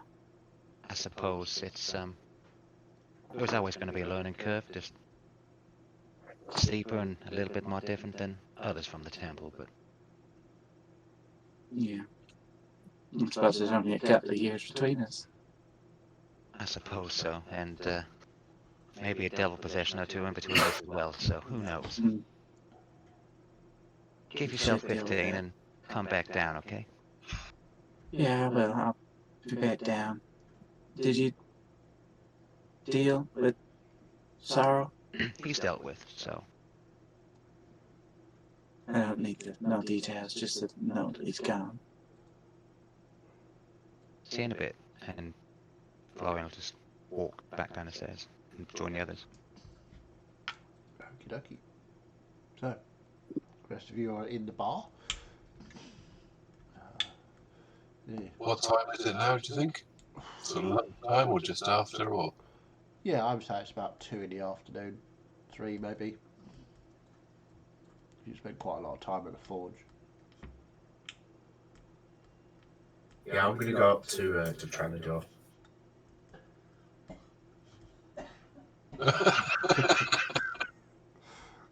I'm glad you like it. And I've been thinking about how I can use some of my magic and imbue that into weapons that I create. So I was thinking I might try that with your axe here. When you say magic, do you mean reliable? Reliable, yes. It's something that well, I've seen people do from time to time. Actually, add bits of magic to weaponry, not just the make it sharper and that sort of thing, but actually give it some actual magical benefits. And I'm thinking I might be able to give you a bit of fire damage to go along with it. I like the sound of that. It would just be a couple of times a day that you could just get a little bit extra out of the axe. The thing is, right, it's going to take me 2 to 4 days per level of spell that I want to. So it could take quite a long time. Well, It depends how much you want it. I'll leave the finer points to you. It's not really my area. Well, it just depends on how quickly you want to get to use it, because I can let you have it now. You can give me 2 days and I can have it doing a little bit of fire damage. If you give me 12 days, I can have it doing a lot of fire damage. I mean, I can give it to you. There's not a problem. I don't have any attachment to it. I don't mind giving it to you. I can definitely give it to you right now if I wanted to. You just got a cold today, right? Mm. One for the old people there. Yes, make it powerful. I'm sure I can resist it. When you're working on it, could I... This might sound really stupid. Could I visit it? Tell you what, I need it between 1 and 2 hours a day, depending on how much magic I can put into it. While I'm not doing that, you can keep hold of it. Just don't hit anything with it. I'm sure I can resist its charms.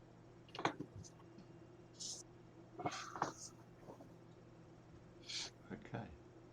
While this conversation is happening, just at the end of that, Melissa is seen walking back down the staircase.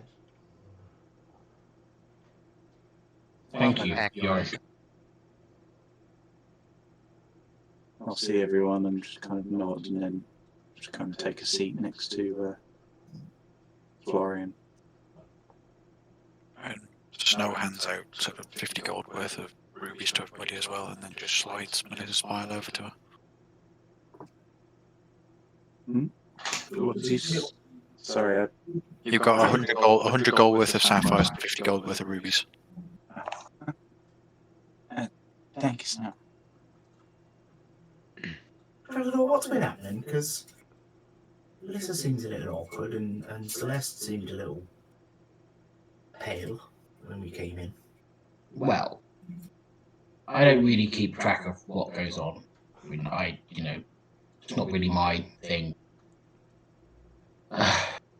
Celeste is probably just trying to find out stuff as usual, and Melissa's just had a huff. She got. I think I said something to upset her. I'm not quite sure what. She seems to not like the confrontation with our friend. Tensions got high, Yark. We'll fill you in a bit more, but at the minute we found out some information where there's going to be people looking for us pretty soon here, so I know people want to help this town, but I think... People looking for us? Yeah. Why? Specifics weren't known, but before we did what we did with Mr. Sorrow there, he was happy to speak to me and Miette, and it's not just Celeste or Gus or Yarrick, but there's, say, a bounty, not necessarily a bounty, but... Lorian, if you waffle anymore, I'm going to stab you. Just out with it, for God's sake. We're people of interest, okay? Especially by the harbour masters, because the crew of the ship we were on, your friend, was found slaughtered.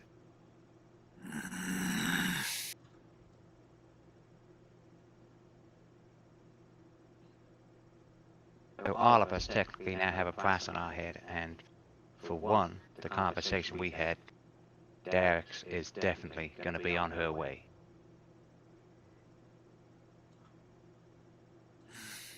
Maybe we should get moving then.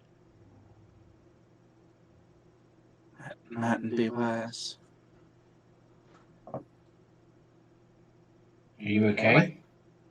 Pulls the Spinel out again.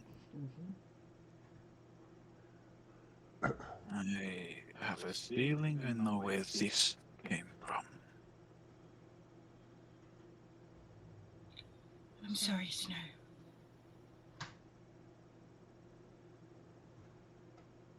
And Snow just leaves and goes up to the roof. Okay. No worries. And I think we've potentially scared quite a lot of these townsfolk at the minute, so for a bit of time for them to realign themselves might not be a bad idea whilst we go and do what we gotta do. That's a very good point.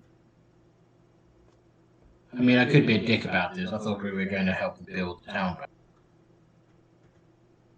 No, I just intend to make sure they were stable on their feet. But it could be more stable that we leave in a haste, and we can always come this way back. Yet. Perhaps your protective runes? What would they do here? I don't know. But I can't think of anything else that we can do. Well, if we got all these people coming after us, leavings are probably the best thing we can do for them. Yeah. Because we don't want all these nasty people coming around smashing up the place, do we? No. And if I can just add one thing to the runes, Celeste, Miette, if you're gonna attempt to do it, maybe do it on one building. One doorway, one whatever it is, not all over the place. So let the mayor know that if anything comes, it has a chance to be more protective than the others. The inn would make more sense then. Most definitely. So, if you want to do that, I suppose me and Melissa can go and speak to the mayor, announce that we're leaving, and then announce that that would be the safest place to go, especially if there was any fog coming into town. I will leave you to tell the mayor. Celeste, we must ask the innkeeper where all his doors are. Of course. The innkeeper shows. What time of day is it now? I would say probably at 4 o'clock now. Okay. We leave tomorrow or we leave tonight? I'll probably leave tomorrow morning early. Get a good head start. Morning. I discovered some things from our orcish friend, Plan, about some of the stuff he'd been encountering in the dead forest. So, Should we all be here for that? Someone go and get snow? we'll do it in the morning so we're prepared, I think. I think we should leave Snow for now. How far away, DM, if I would know, would the town be? I know it's on the cusp, but the town would be from the dead forest until we thought we'd be like, right, now we need to be on our guard. You haven't been to the Dead Forest, but you know the area really well. You would say it's probably about a 3-hour journey from town to where you would need to be. Well, you would be on the edge of the forest. Yeah. Whether you need to be alert at that point or not, you're not sure, but At least until we got to the edge of the forest, it would be 3 hours. Yeah. It's a bit of a journey from where we are. I don't know why I went into a really softer voice there. Really weird. It's a bit of a journey from where we are, but we've got time to talk and figure stuff out in the morning. So a good night's rest, early up, and then next leg of the journey, I suppose. just quick point of order. Is anybody filling in the dwarves about what happened? Or are you just leaving it? Because you did mention earlier on that you were going to fill them in later and you haven't done so. Sorry, yeah, and if that's the case, as these conversations are going on, when it came to finding out information, I would have filled in everything what went on with sorrow, torment. Including letting sorrow go. No, he was dealt with. That's fine then. But no, all the conversations about Handras and all the rest of it. As Florian's doing that and talking to the dwarves and filling them in, I'm going to move not directly next to Trelador, but close. Like 2 places away, kind of. I'm just saying. In range. Stabbing range. No? Well. I should apologize to you. Yes, you probably should. Fresh as I've been. Mightn't just be a clash of personality. I've not been acting as I should, just as a person, or by the rules of my temple. Yes, I get that this is quite a emotive issue for you, but you need to not lose your head.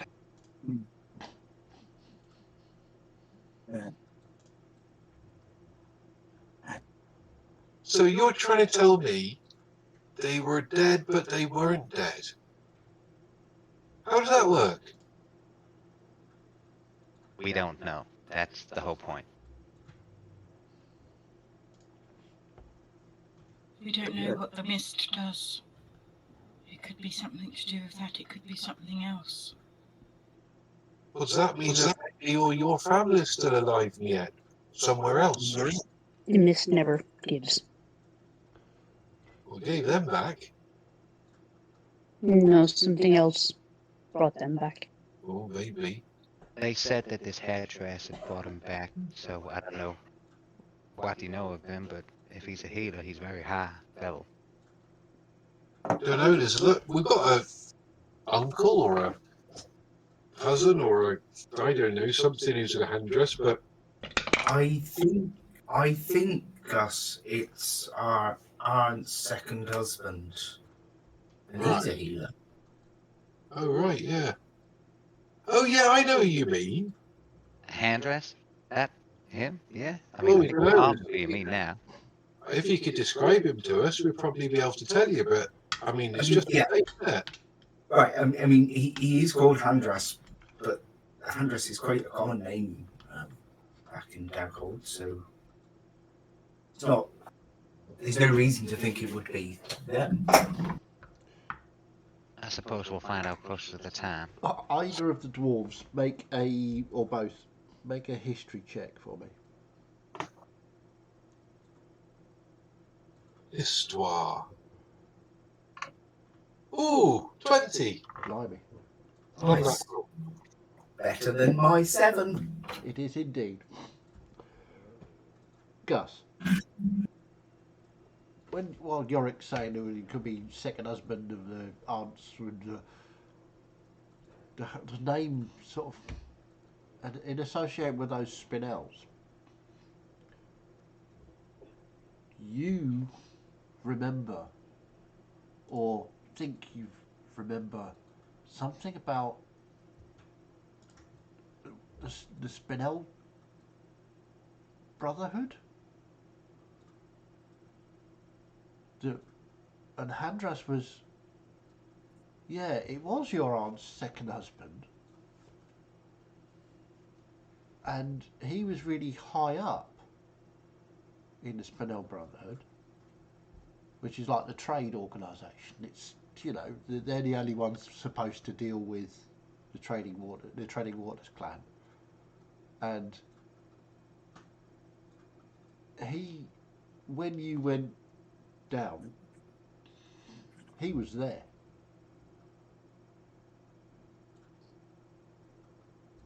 What, in the trading post? No. When the reason that you left. Yeah. Yeah. He was one of the people you saw down there. Oh. He has a lot of influence. You might have noticed then, Gus, like Yorick did when he was talking to his god, his sort of face went blank, and it's like as if he was accessing a data bank in the back of his skull. Deep core memory retrieval. Gus is very, very open, but also unfindable mind palace. Yes, absolutely. Well, now I think about it, he's got something to do with the trading stuff. Remember the people who are in charge of all the trading things and stuff? He's in that lot, and he's quite big in that. Oh, is he? Yeah, it could be him, Never really liked him. Don't really know him. So he's got quite a high influence in Dwarven society. Yeah, you could say that. Could seem to be a reason why he's got so much money to throw at what he thinks is this problem. Well, I mean, it's not a lot of money, it's just some shiny rocks, isn't it? To you it may be, but for people of this world who, most of them dwarves aren't exactly real, and gems of that magnificence, it's a lot of money. I mean, it may be that our mums have gone to him and said, go get them back. I would think that your mums haven't. It's a very harsh way to get people back. Well, maybe they just asked him to go get us back, and you don't know how he's doing it. Well, according from his point of view, it's violence on family members. Dragging him He's back not home. blood family, though, is he? He's our auntie's second husband, so, I mean, he's not blood. Just keep it in mind, Gus and Garrick. It's a bit more information we had than we had yesterday, so. Well, we can't kill him anyway, because he's like a dwarf, for one, but he's also our auntie's husband, and she would kill us. And then the whole circle of murder would just keep going. It would. Very true. I love you've invented a murder circle. I like that. Right. I'm gonna go. You coming, Melissa, to the mayor's office or home? Yeah. Go find her. I think I remember seeing her heading to her office, so. Well, if we're staying here the night, and then we're heading off into the Forest of Doom, I think we need some beer. It's going to be a while before we can have any more. I'm going to say I'll hold off for a little bit because I'm going to get to work enchanting this new act. Oh, right, okay. Well, I'll drink yours for you while you're waiting. Deal, and I'll catch up later. Where are you going to do this? Here or the blacksmith's? I don't really need much space, so I could probably just do it in a quiet corner here. Can I watch? I mean, you can, of course, but I'm just going to be sat there talking gibberish to myself for a couple of hours.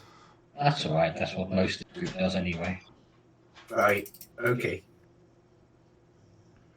I will just sit and watch him do this. Okay, right, before we get to that, Miette and Celeste, you were talking to the innkeeper to find Yes. out the doorways to the building, yes? Is that right? Yes. Okay. Just the ones to the outside. I'm not going to concern myself with like every bedroom door or anything. Fair enough. Okay, so there's the front doorway, which is a large double door into the inn. There is a back door out of the kitchen, which is behind the bar, and there is a door into the street from the cellar. So it's like your upper flight of stairs from the cellar and the sort of double hatch opening into the street. And that is it.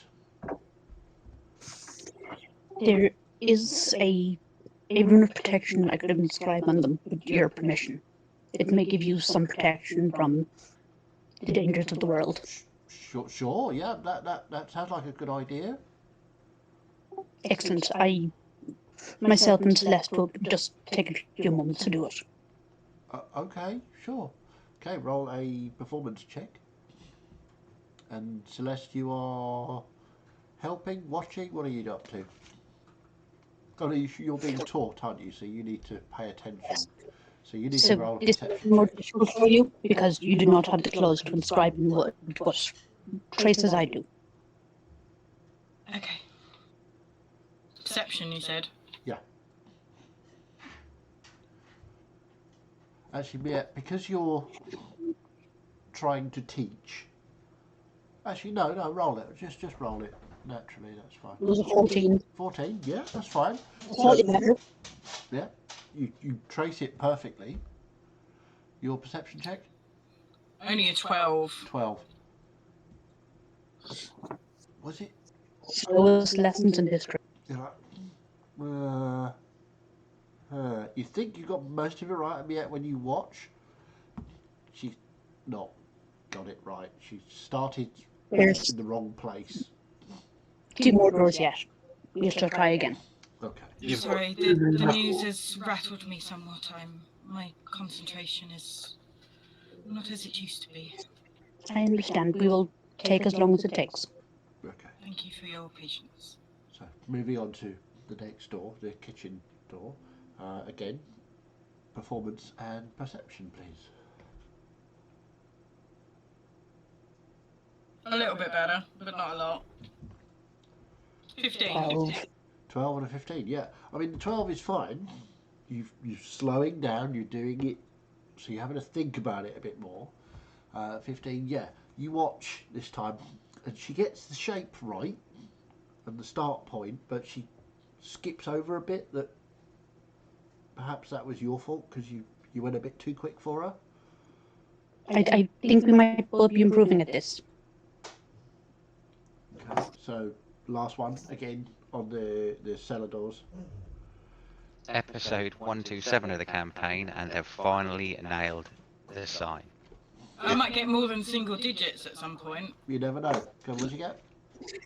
25. 25. 19. 19. Perfect. So, yeah. Yeah, I only rolled a 9. I just happened to have a Yeah. plus 10 into my perception. So I rolled a 2, a 5, and a 9. 19's really good. 25 is excellent. So, you do it and you go, oh, wait. And you do it again very slowly this time, in big sweeping strokes. So Celeste, you can follow this very easily and you manage to do it almost perfectly. There's just a bit where Miette just sort of corrects you but you're pretty sure if you rolled a performance check, you could do this. Yet Well done. you're not convinced she's got it perfectly yet, but then you've been It's doing only an it elf. for your entire life. You know, she's been doing it, what, a day or two? So, yeah, you think she probably needs some help still, but she seems to be learning quite quickly. I'm impressed. Well, your teaching is invaluable. And improving. I think that's what we all strive to do. I'll go up to the bar, Uh-huh. put 20 gold on the bar, and say to the bar, right, this is a beer fund. Keep it coming till that runs out, or I fall over, whichever comes first. And he sort of leans over the bar.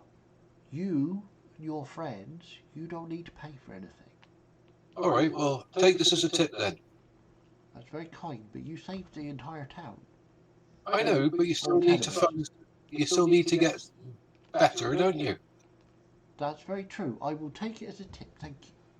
All right. Moves it in and starts bringing beers up for you. So, Florian and Melissa, you are out seeking the mayor. As we leave the inn and we just get into the town a little bit, can I look up to see if Snow is looking or anything? Certainly, make a perception check. Now, are you hiding up on the roof stealthy, or are you just sitting about? Yeah, so he's sort of making. He's basically backed off and he's left sort of the inn area and he's across the rooftops the other side of town. Okay, give me a stealth check, please.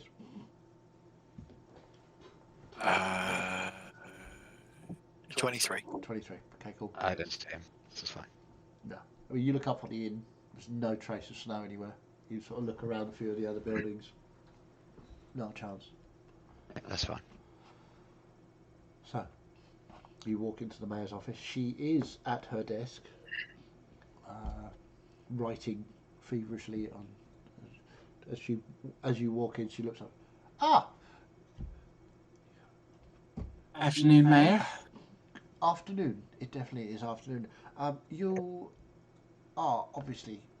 We are so much in your debt. Unspeakable things would have happened to even more of us if you weren't here, and for which I and the rest of the town are incredibly grateful. If there is anything we can do for you, please let us know. Honestly, you don't need to do a thing. You need to focus on making sure your people are okay. Well, this is what I'm doing right now. I'm writing letters so that we can ask for assistance from Dar and possibly over the water in Redport. It depends on if there is still a boat. We don't know. Redport might be your better option. Well, but we have to try both because Dar is a major city after all. They do have infrastructure and possible. But yes, I agree. Redport is probably the better bet. I'm glad you're sorting that out so quickly, man. It's really good. You're very good at your job. But we're going to make a move tomorrow morning. We were obviously just passing through at first just to get to our next destination. But we've set up a couple of hopefully safer spots for you and your townsfolk. Safer spots? I'm not sure I follow. In the inn. So if there is, for instance, any fog what seems to be unnatural, Fog. Right. get everybody in the town to the inn, and they should be a little bit more protected than they would be in their own home. One of our number is particularly skilled in making safe havens. So she's doing that on the inn for y'all to make it a safe place for people to hide if things are starting Not to go sure I wrong. follow about the fog, but It will be certainly a obvious. safer place would be a good idea. And if this unnatural fog it does make an appearance, if you have anybody left in the town who can cast, and especially it's of divine nature, I do believe, it would help out a lot too. I mean, really the only healer, cleric type of person we had, unfortunately, is no longer with us. But we take your advice. Thank you. So hopefully this town will be safe once again. We that's what I'm trying to aim for. Some safety and regrowth. I know that your memory may be a little hazy, but I did want to ask, after someone that we've been following, the reason we came this way, there are two people we're looking for. A human man, far taller than any of us, same size as Klein, and a younger looking tiefling lady. They was heading south this way, and we're trying to catch up with them. Like they would have been wearing similar garb to myself and the Lauren larger here. man. Duncan, something similar. We call them big dunks, but yeah. Yes. The young lady, she was very pretty, and yes, a similar dress to yourself. She, yeah, she was lovely. She was very nice. Not sure how long ago it was, but they came. I don't recall them leaving, but that's not to say that they didn't. Only that I don't recall it happening. Okay. I Well, don't think I can be of much further assistance than that. My memory is very hazy about that. it brings me joy to know that you've at least seen them passing by. So, Oh, definitely. good to know. Thank you, Mayor. And as we said, we're going to be heading off tomorrow. Heading out. We'll likely pass through again. I certainly hope so. You are always welcome in this town. It was a pleasure to have helped you. And when I write to Redport and Dar, the name of your group, that I could tell people who it was that saved the town. We don't really have one. And we've always said that, Melissa, so I don't Maybe know we if the should group would be happy discuss with it. it. We could do, but It's not something I'd be happy on deciding right here and now without all of them. So I see. But if you do decide before you leave, please let me know. It would be good to tell others. we'll discuss it and let you know. Thank you. Thank you, Mayor. Thank you. Really. And I'll place the 50 gold of rubies that Snow gave me onto her desk. What are these for? We You're gonna need all the money you can get. You saved our entire town, and now you wish to help by giving us money. You are so nice. Thank you. Thank you so much. I'll give her a kind smile and say, "You need all the help you can get." And we most certainly do, and you are couldn't providing put better use in your hands than mine. Wow, thank you so much. Please, you must give me the name so that I can pass this on as a force for good. We'll decide on one, and we'll let you know as soon as we got it. Of course, yes. Please do so.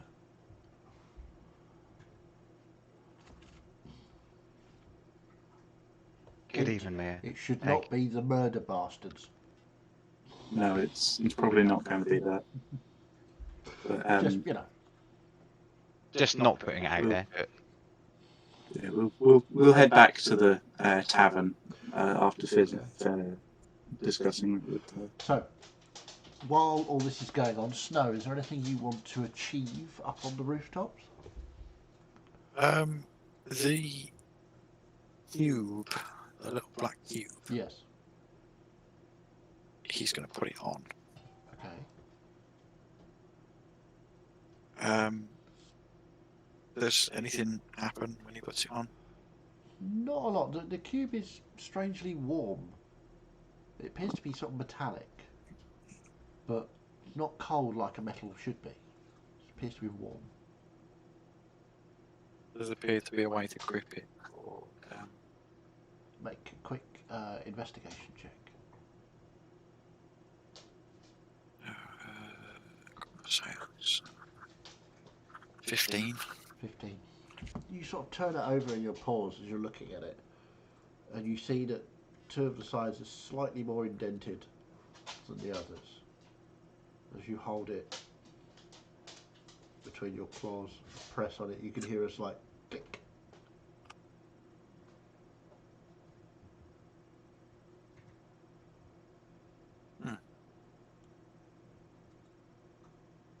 And then That's enough.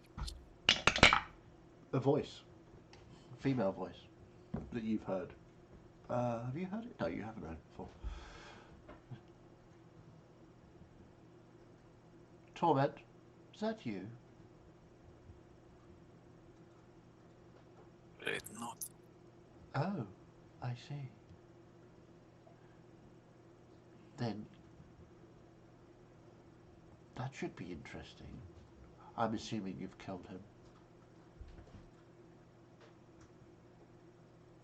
Yes. Good. Speak to you soon. There's another click.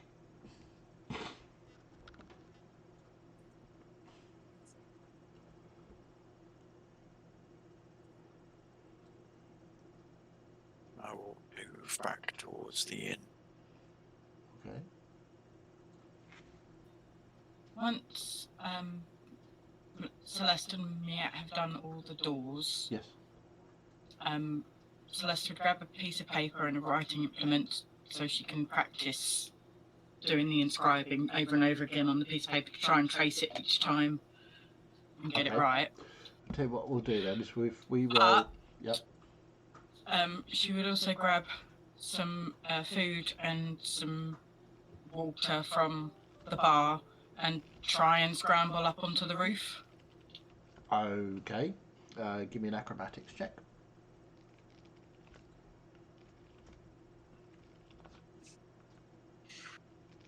That's a natural one. Okay, so with your plate of food and a flask of water, you sort of put it under your arm, try and sort of climb up, and it's not going well. You get about 6 feet off the ground, and you let your grip for the water just goes, it smashes on the floor. It's like, fuck. So as you turn around to look at it, you drop your plate, which sort of goes, your food just goes all down you, and the plate smashes on the ground. And as you do that, you lose your grip and fall backwards, taking 4 points of bludgeoning damage as you land on your head. You are not the most elegant of people when it comes to climbing up walls, apparently. Oh dear. At least no one was there to see it. Do we see this happen to her as we're walking back? I'll say yes. Oh, rush over. Celeste, you alright, darling? No, it just comes tearing across the rooftop. Yes, Yeah, you hear the crashing snow. I was attempting something that obviously I am not very good at doing. Well, And fell over. Pardon me. seems like a kind gesture. Let's head inside. Yeah, we got some things to discuss after speaking with the mayor, so Okay. need everyone to be So, there. with your inscription, if you'd give me a performance check, please. We'll see. We'll say you practice over an hour.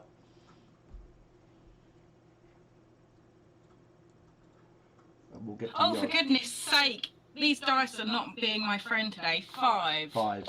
Yeah, you just doing it with a pen, it just there's something about when you did it with your finger. It was nice and easy and it was flowing because you saw what Miette did, and it was just. But when as soon as you pick up a pen and try and do it, it just doesn't work. You can't relay. Your brain just goes, no, that's not how it works, and you just cannot get it.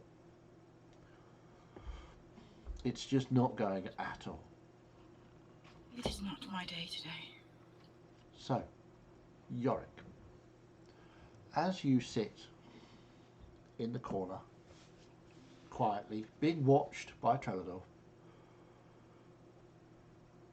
what's the first thing you do? How are you going to imbue this magic in?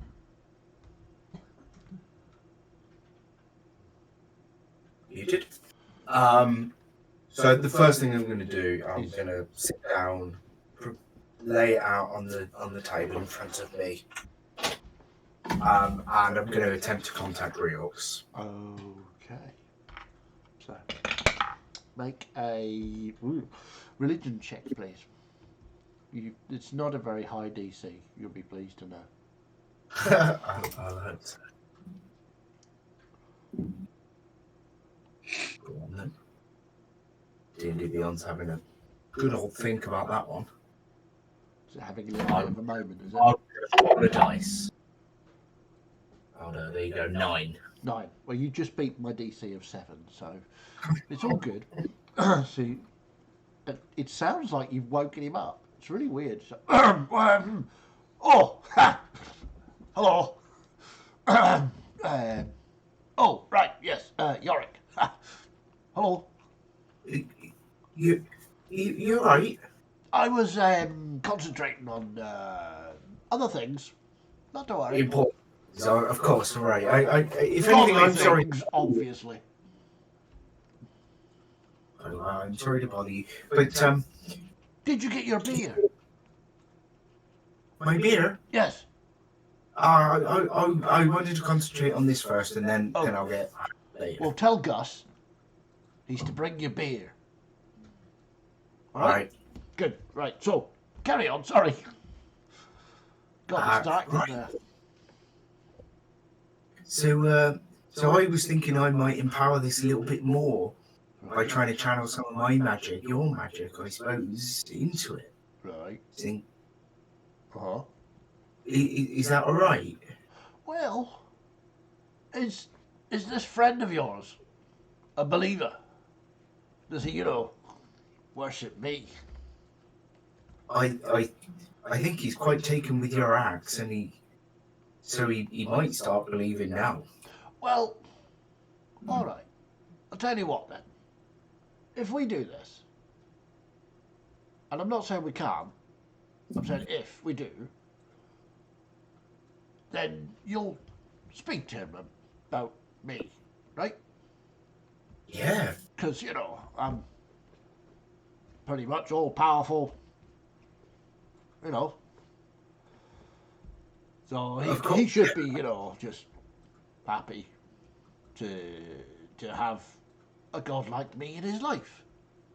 I could tell him, right, that every time he hits someone with the axe, he's got to shout, "By the power of Reorx," or something. Oh, I like that.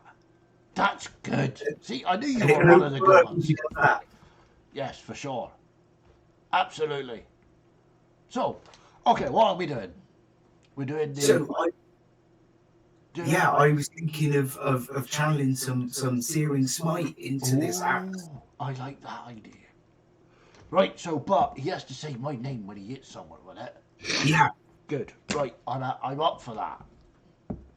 Okay, so I will put that down as a success for that day.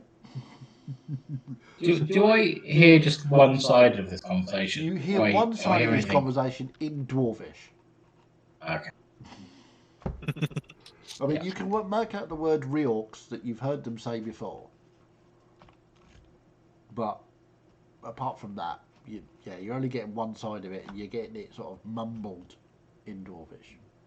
I might hear Gus giggling a little bit because he can hear it and understand it. Yeah, you can hear one side again, just Absolutely. Yorick's side of it. So yeah, for today you can do what we agreed. That's all good. Cool. I need So to go keep a ahead note. and mark that off. And yeah, it's gone successfully today. How long did that take?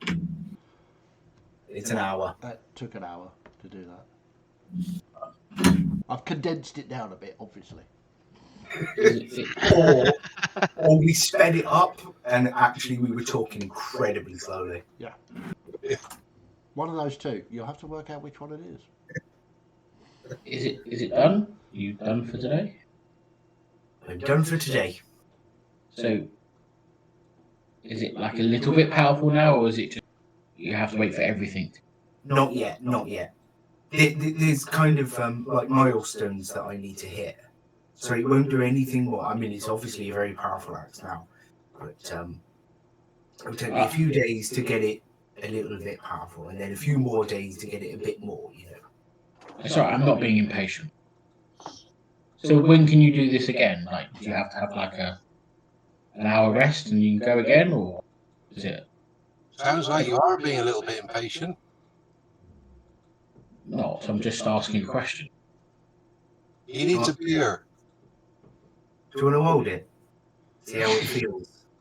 Yeah. Go on then. I'll swing it around. Feels lovely. Much the same as it did. Doesn't appear to be any different at the moment. It's a fine piece of work. So, two things, right? I need to make you aware that this weapon is being empowered by the grace of Reox. What does that mean? Just means that you should know that he is extremely powerful and he is a kind and giving god, and you should probably just know that. Right. Just keep that in mind, alright? Okay.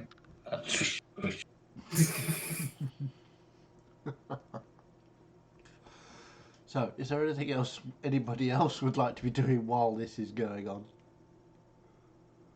Has sorry, go on. I was just literally about to ask if Snow had came down after he said he'd pushed across the roof as Celeste fell. I would have been sort of making my way back to the inn as quick as possible. Yeah, okay. So you see them helping Celeste back into the inn. You see a smashed bottle of water and a broken plate. And he basically wouldn't even break strides because if he's got the ring of featherfall, he'd literally just run off the edge, Okay, hit the ground next to them. sure. Every time. We You need, alright, Snow? we need to leave now. We can plans to do it in the morning because entering that forest is dangerous at night. Derek is nearby. She that close? Well, I've just spoken to her and she said see you soon. Yeah. And he holds it back to you. But when we spoke to Sarah, he said that he'd spoken to her yesterday. And how long did it take us to get down to here? That was a good 3 or 4 days travel, wasn't it? So If we stay here and she gets here, these people are going to die. I won't have that on my conscience. Right. Let's get in there and discuss everything because we were about to discuss something positive for the man. Maybe we can camp at the edge of the forest, away from here. we won't get there in time tonight, but we can get away from the town for sure. Yeah. We need to not be here. We can't inflict anything else on these people. We can't. It's not fair. You are completely right. Go then. Glorian, we're not in there with you at the minute, are we? I was assuming you were walking into the inn while you were I was having going to this do discussion. something before we walked into the inn. Okay, go. And I was just going to grab Snow by the shoulder and let less than Melissa go in, Okay. and I just quite quietly lean into him and say, "Took a bit of advice from your people, and your word is your bond. I just let him go." Good. We made a deal. It is good that we honored it. I just thought you better know, just so you knew what I did. Thank you. And I walk in with the others. Okay.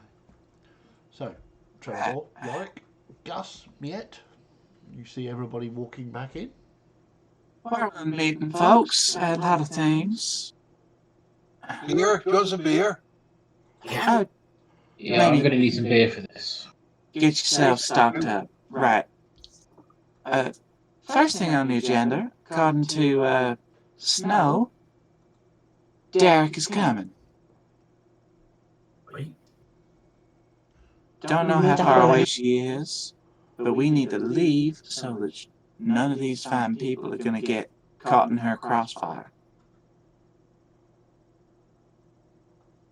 Second, in slightly lighter, less intense discussion, the mayor wants a collective name for the lot of us. She can call us for referring to us, rather than using all of our names. Something that would be easier to put on the bounties in the trading post, yes? Well, Yeah, but also easier to attribute to the good things we've done here. About Gus and Co. I wouldn't say specific names, but I was. The Disciples of Reorx. We've been Oh, that's a good one. asked this a lot, and certain words have been used in describing how we have no name. So, Melissa just said one, and so did the mayor back there, but maybe something like the Collective Misfits or something like that. We're just a band of people who stumble across the wrong things at the right time. I think we've thought had the collective before. I thought maybe Hellian's bounty. What about the bounty hunted? That ain't bad. That ain't bad at all. But maybe a little less indicative. No? Face it, we're all misfits. Predator, you don't fit in with your family. Yorick, Gus, you don't fit in with your people, you want to explore. Melissa, you don't fit in with your family. Celeste, you're escaping things, and I'm not from here. I'm not sure how much further out you can get from that. Lothian, again, bit of a misfit like the rest of us, and yet, well, face it, we're both not exactly what our people would expect, eh?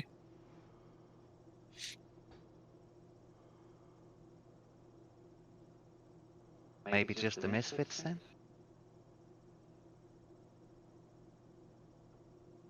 Like it. Well, But it is a group choice. I mean, I'd suggest something a little bit more, Demonic? I was gonna go the opposite way, Trillador, and probably the Honorable Misfits? Something like that, just so it knows that we actually out there to do some good. I was going to suggest noble misfits, but it works. Noble, honorable, this works, yes. It's too long. Noble and honourable are both concepts in the eye of the beholder. They are, indeed, but who knows? Well, it's, The Disciples of Reorx is longer than those. Yeah, I know, I was only being silly, Snow. Come on. What about the Orcses? in- That's shorter. as appropriate as those names are to you, it's not wholly collective with Reorx. I mean, I just kind of motioned to myself, motioned to Florian. And I Have suppose you our own want religion.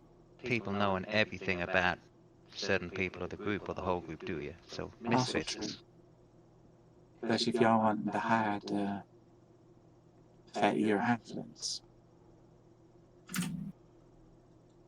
We are halflings. Are we going with the honorable misfits then? I think just misfits. Beer monkeys. Just look like Gus has got Tourette's or something. The misfits, I like it. Misfits. All in favor? I'm alright with that.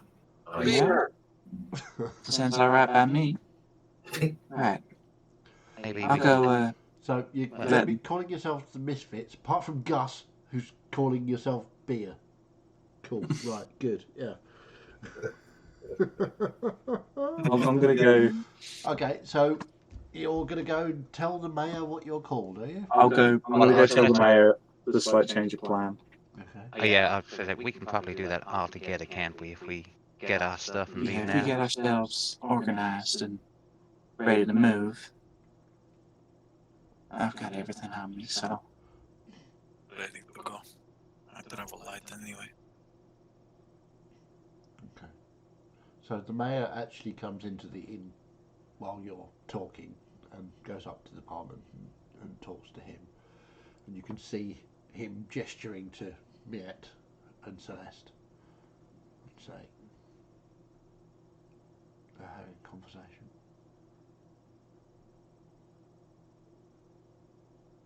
I'll let her finish the conversation. Yep. So she turns after her conversation and is having a glass of beer, mug of ale, and sort of turns, standing at the bar, looks at all you lot, and smiles. Well, Mayor, we've come to a conclusion on what we're going to call ourselves. Oh, how fabulous! And something stirring and heroic and Well, something that's indicative of us. We're the misfits. We don't quite fit everywhere, but we do our best. the misfits. I was, to be fair, expecting something more grand, but it's what you wish to be known as. So no, I'm not going to judge. That's perfectly. It's a name, yes. We're not grand people, but I will make sure that the just good deeds that you have done for this town, all of you, are reported far and wide, because you, in our minds, are absolute heroes. There are none greater than yourselves, for which the town truly is thankful. All of us. Thank you, Mayor. Yeah. And that's where we'll leave it for tonight. Ooh. So, misfits, you have a name. That's interesting. Exactly what I was going to have in the mayor's office. As soon as she said it, with several times, people have gone, "What's your name? What's the name going to be?" And this misfits has just been, you're just a bunch of misfits, aren't you? Beer monkeys. Beer monkeys. It is I mean, an it's a catchy appropriate name. name. I mean, the past two party names we've had, I mean, it was Tone and the Arse Kickers, which was accurate and very distinct, and then we had the Strangers, which was Again, very accurate for that campaign. So, misfits. Oh, yeah. Cool. Yeah. Well, I hope you all enjoyed. It was good fun for me. I especially enjoyed your murder, torture hobos of sorrow. Bless him. But then you redeemed yourselves. Well, two of you did, and let him go, which was lovely. How costly will that be? We don't know yet. I do love making good decisions that are no way going to blow in the face later on. No, not at all, not at all. So, as ever, before we let the good people of Twitch go, are there any questions you would like to answer, have to ask of me or your fellow players? Entirely up to you. Oh, Miss D, always first. God damn it, why Mickle? I rolled the dice to see what would happen. I liked Mickle. You Mickle was monster. lovely, yeah, Mickle was great. He was a good captain. yeah, but the thing is that we lost Kel as well. Yeah. No. That means I'll never get to ask my question. Well, you're not. Did he ever have a brother called Keenan? Well, of course he did. Yes. On a Did different he boat, love but- Loves orange soda. Is it true? Inside check the DM. Sorry, James. What did you say? Who, me? Yeah. I said insight check the DM, Vinny. Oh, Uh, roll an insight check. It's out of game. It doesn't really count, does it? No, but you DC still is roll quite it. high, I think. I'm wondering whether the bloody Spinel that we've got is actually Mickles. Mm. Yeah. Well, that's something you'll have to find out in game, I'm We afraid. did. There was There another are- five emblems or something, wasn't there? So there's going to be more than one. I think one thing we should do next week is make sure we tell the mayor to, if people come looking for us, just to give out all the information. Don't try and be brave. Yeah, that was something I was going to do when we told her that we were changing plans and leaving this evening. Okay. Cool. So, Still want to know what happened to that body. I thought just taking the head off might do it, but the body disappeared. again, It's- something you'll have to we find out talked in about game. And he said Living about, the head or destroying the brain? yeah, and you said about like the destroy undead and stuff like that, James. But I was kind of thinking as soon as we were talking about, and I said it in character, it's a very powerful healer. 5 minutes later, I was like, necromancer too, because it's undead. So Yeah, I mean, I thought we should have got Yorick to go and have a play with them with his holy symbol and see what happened. But Yeah, I wasn't there, so I couldn't say it. think of it. no, it's good fun. I Oh yeah, there was or two things. I've just rendered out an image, so I'll drop that in. Yeah, so we've got. Oh, shiny. Yeah. Shiny. That's amazing, Yeah. by the way. Thank you, Martin. Rendered with material, so it's actually shiny now. Awesome. I've never had a purple item before in D&D Beyond. I've replaced my purple axe with an actual item. Yeah, I wasn't planning on giving it a +1 or a +2 or anything, and I thought, well, I've got to replace it with something because it was, a fairly powerful piece of equipment. And I had Martin roll the d4 for the plus, and it came out as a 3. So, got to go with what the dice say. So Trelador's still going to be muttering about purple axe then. Could be. Well, I was going to say the Florian's got some stiff competition for his love, for Trelador's love now. Very, different shafts though. and ends. Well, there's a sort of bell end at the bottom of that one. Ball deep. Oh, balls deep, yeah. This is getting very silly now. Yeah.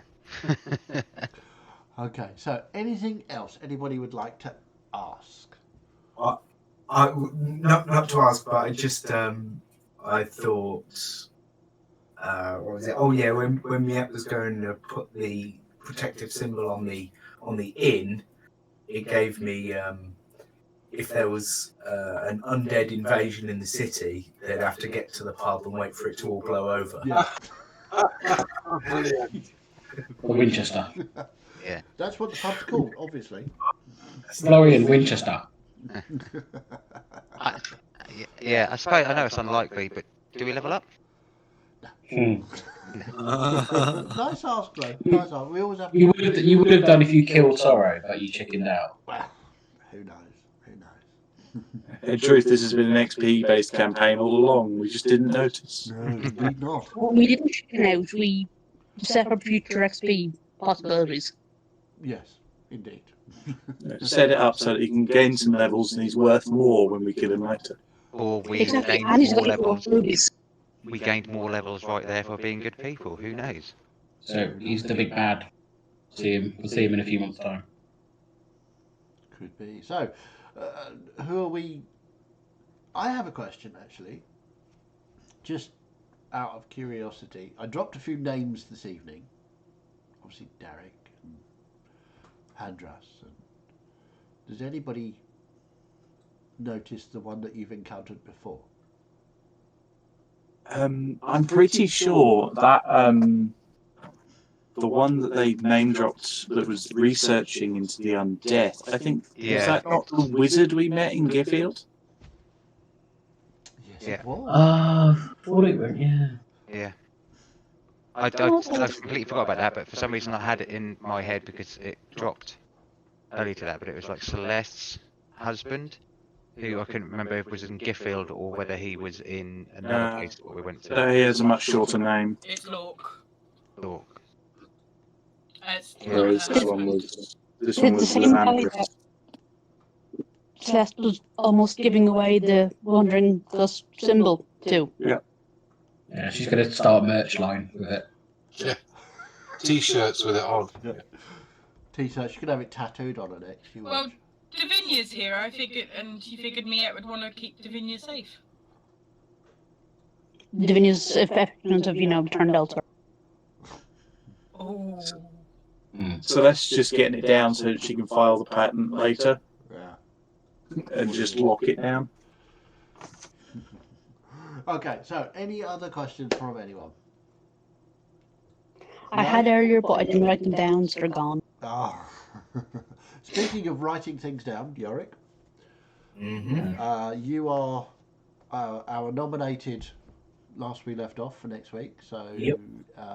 if you need any help or anything, I will upload this episode to the YouTube tomorrow probably. But obviously you can watch it back on Twitch anytime you like. If you need any assistance, give me a shout. If I'm on Discord, just drop me a message. Very much looking forward to hearing events from Yorick's point of view. So a lot of it's going to be going, Big Daddy Reorgs, help me! I Kind of have thing. noticed a little theme of people.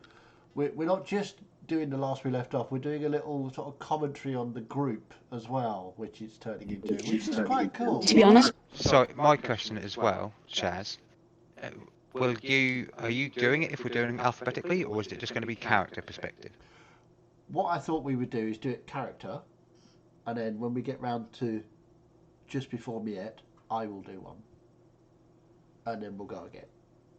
So if you look at the list on here, D&D Beyond, Discord. no, not on D&D Beyond, on Discord, it's in that order basically. Yeah. Yeah, going down. Yeah. Now at Yorick, then it'll go up to Celeste, And then it would be Florian. then Gus, then Melissa. and then Az. Okay, that's cool. I was just going to say, I really like the idea of getting somebody inner thoughts of the characters as well, because Yeah. it's an opportunity to say some things that you might never admit in person. Yeah. It Yeah, shows I a bit think of a it's nice. window of the character. Yeah, it gives a little sort of perspective on the group as well as what's happening, Yeah. and your thoughts on the rest of the people in the group, which I think is brilliant. It's good fun. It's a lot to live up to so far. They've all been brilliant. I know. Yes, indeed. So we will let the stream go. So thank you all very much for watching. We love and appreciate all of you. In fact, it's just us, but hey, we love each other anyway, so that's good. Yeah, keep on keeping on with us. Remember, Role Playing Gamers, Ant Chapman, Argue Barbies, all of these lovely people, go and see them. But special announcement: this Friday on this stream and Role Playing Gamers stream will be a special 3-part, possibly 4, depending on how it goes. Special campaign featuring many of these people right here and some other ones from Role Playing Gamers as a joint 3-part campaign. Please, if you're not taking part, come along and watch. It's going to be really good fun from 7:30 GMT on Friday. So we're going to do it every Friday for the next 3 weeks. Please come along, support us, take part. If you're taking part, I'm really happy with all of you guys that are taking part. That's brilliant. And it's going to be really good fun. We're doing 2 DMs, and wow, It'll be good. So, yeah, join us for that, please. It'll be fantastic. And we will see you all on Friday. Goodbye. Bye.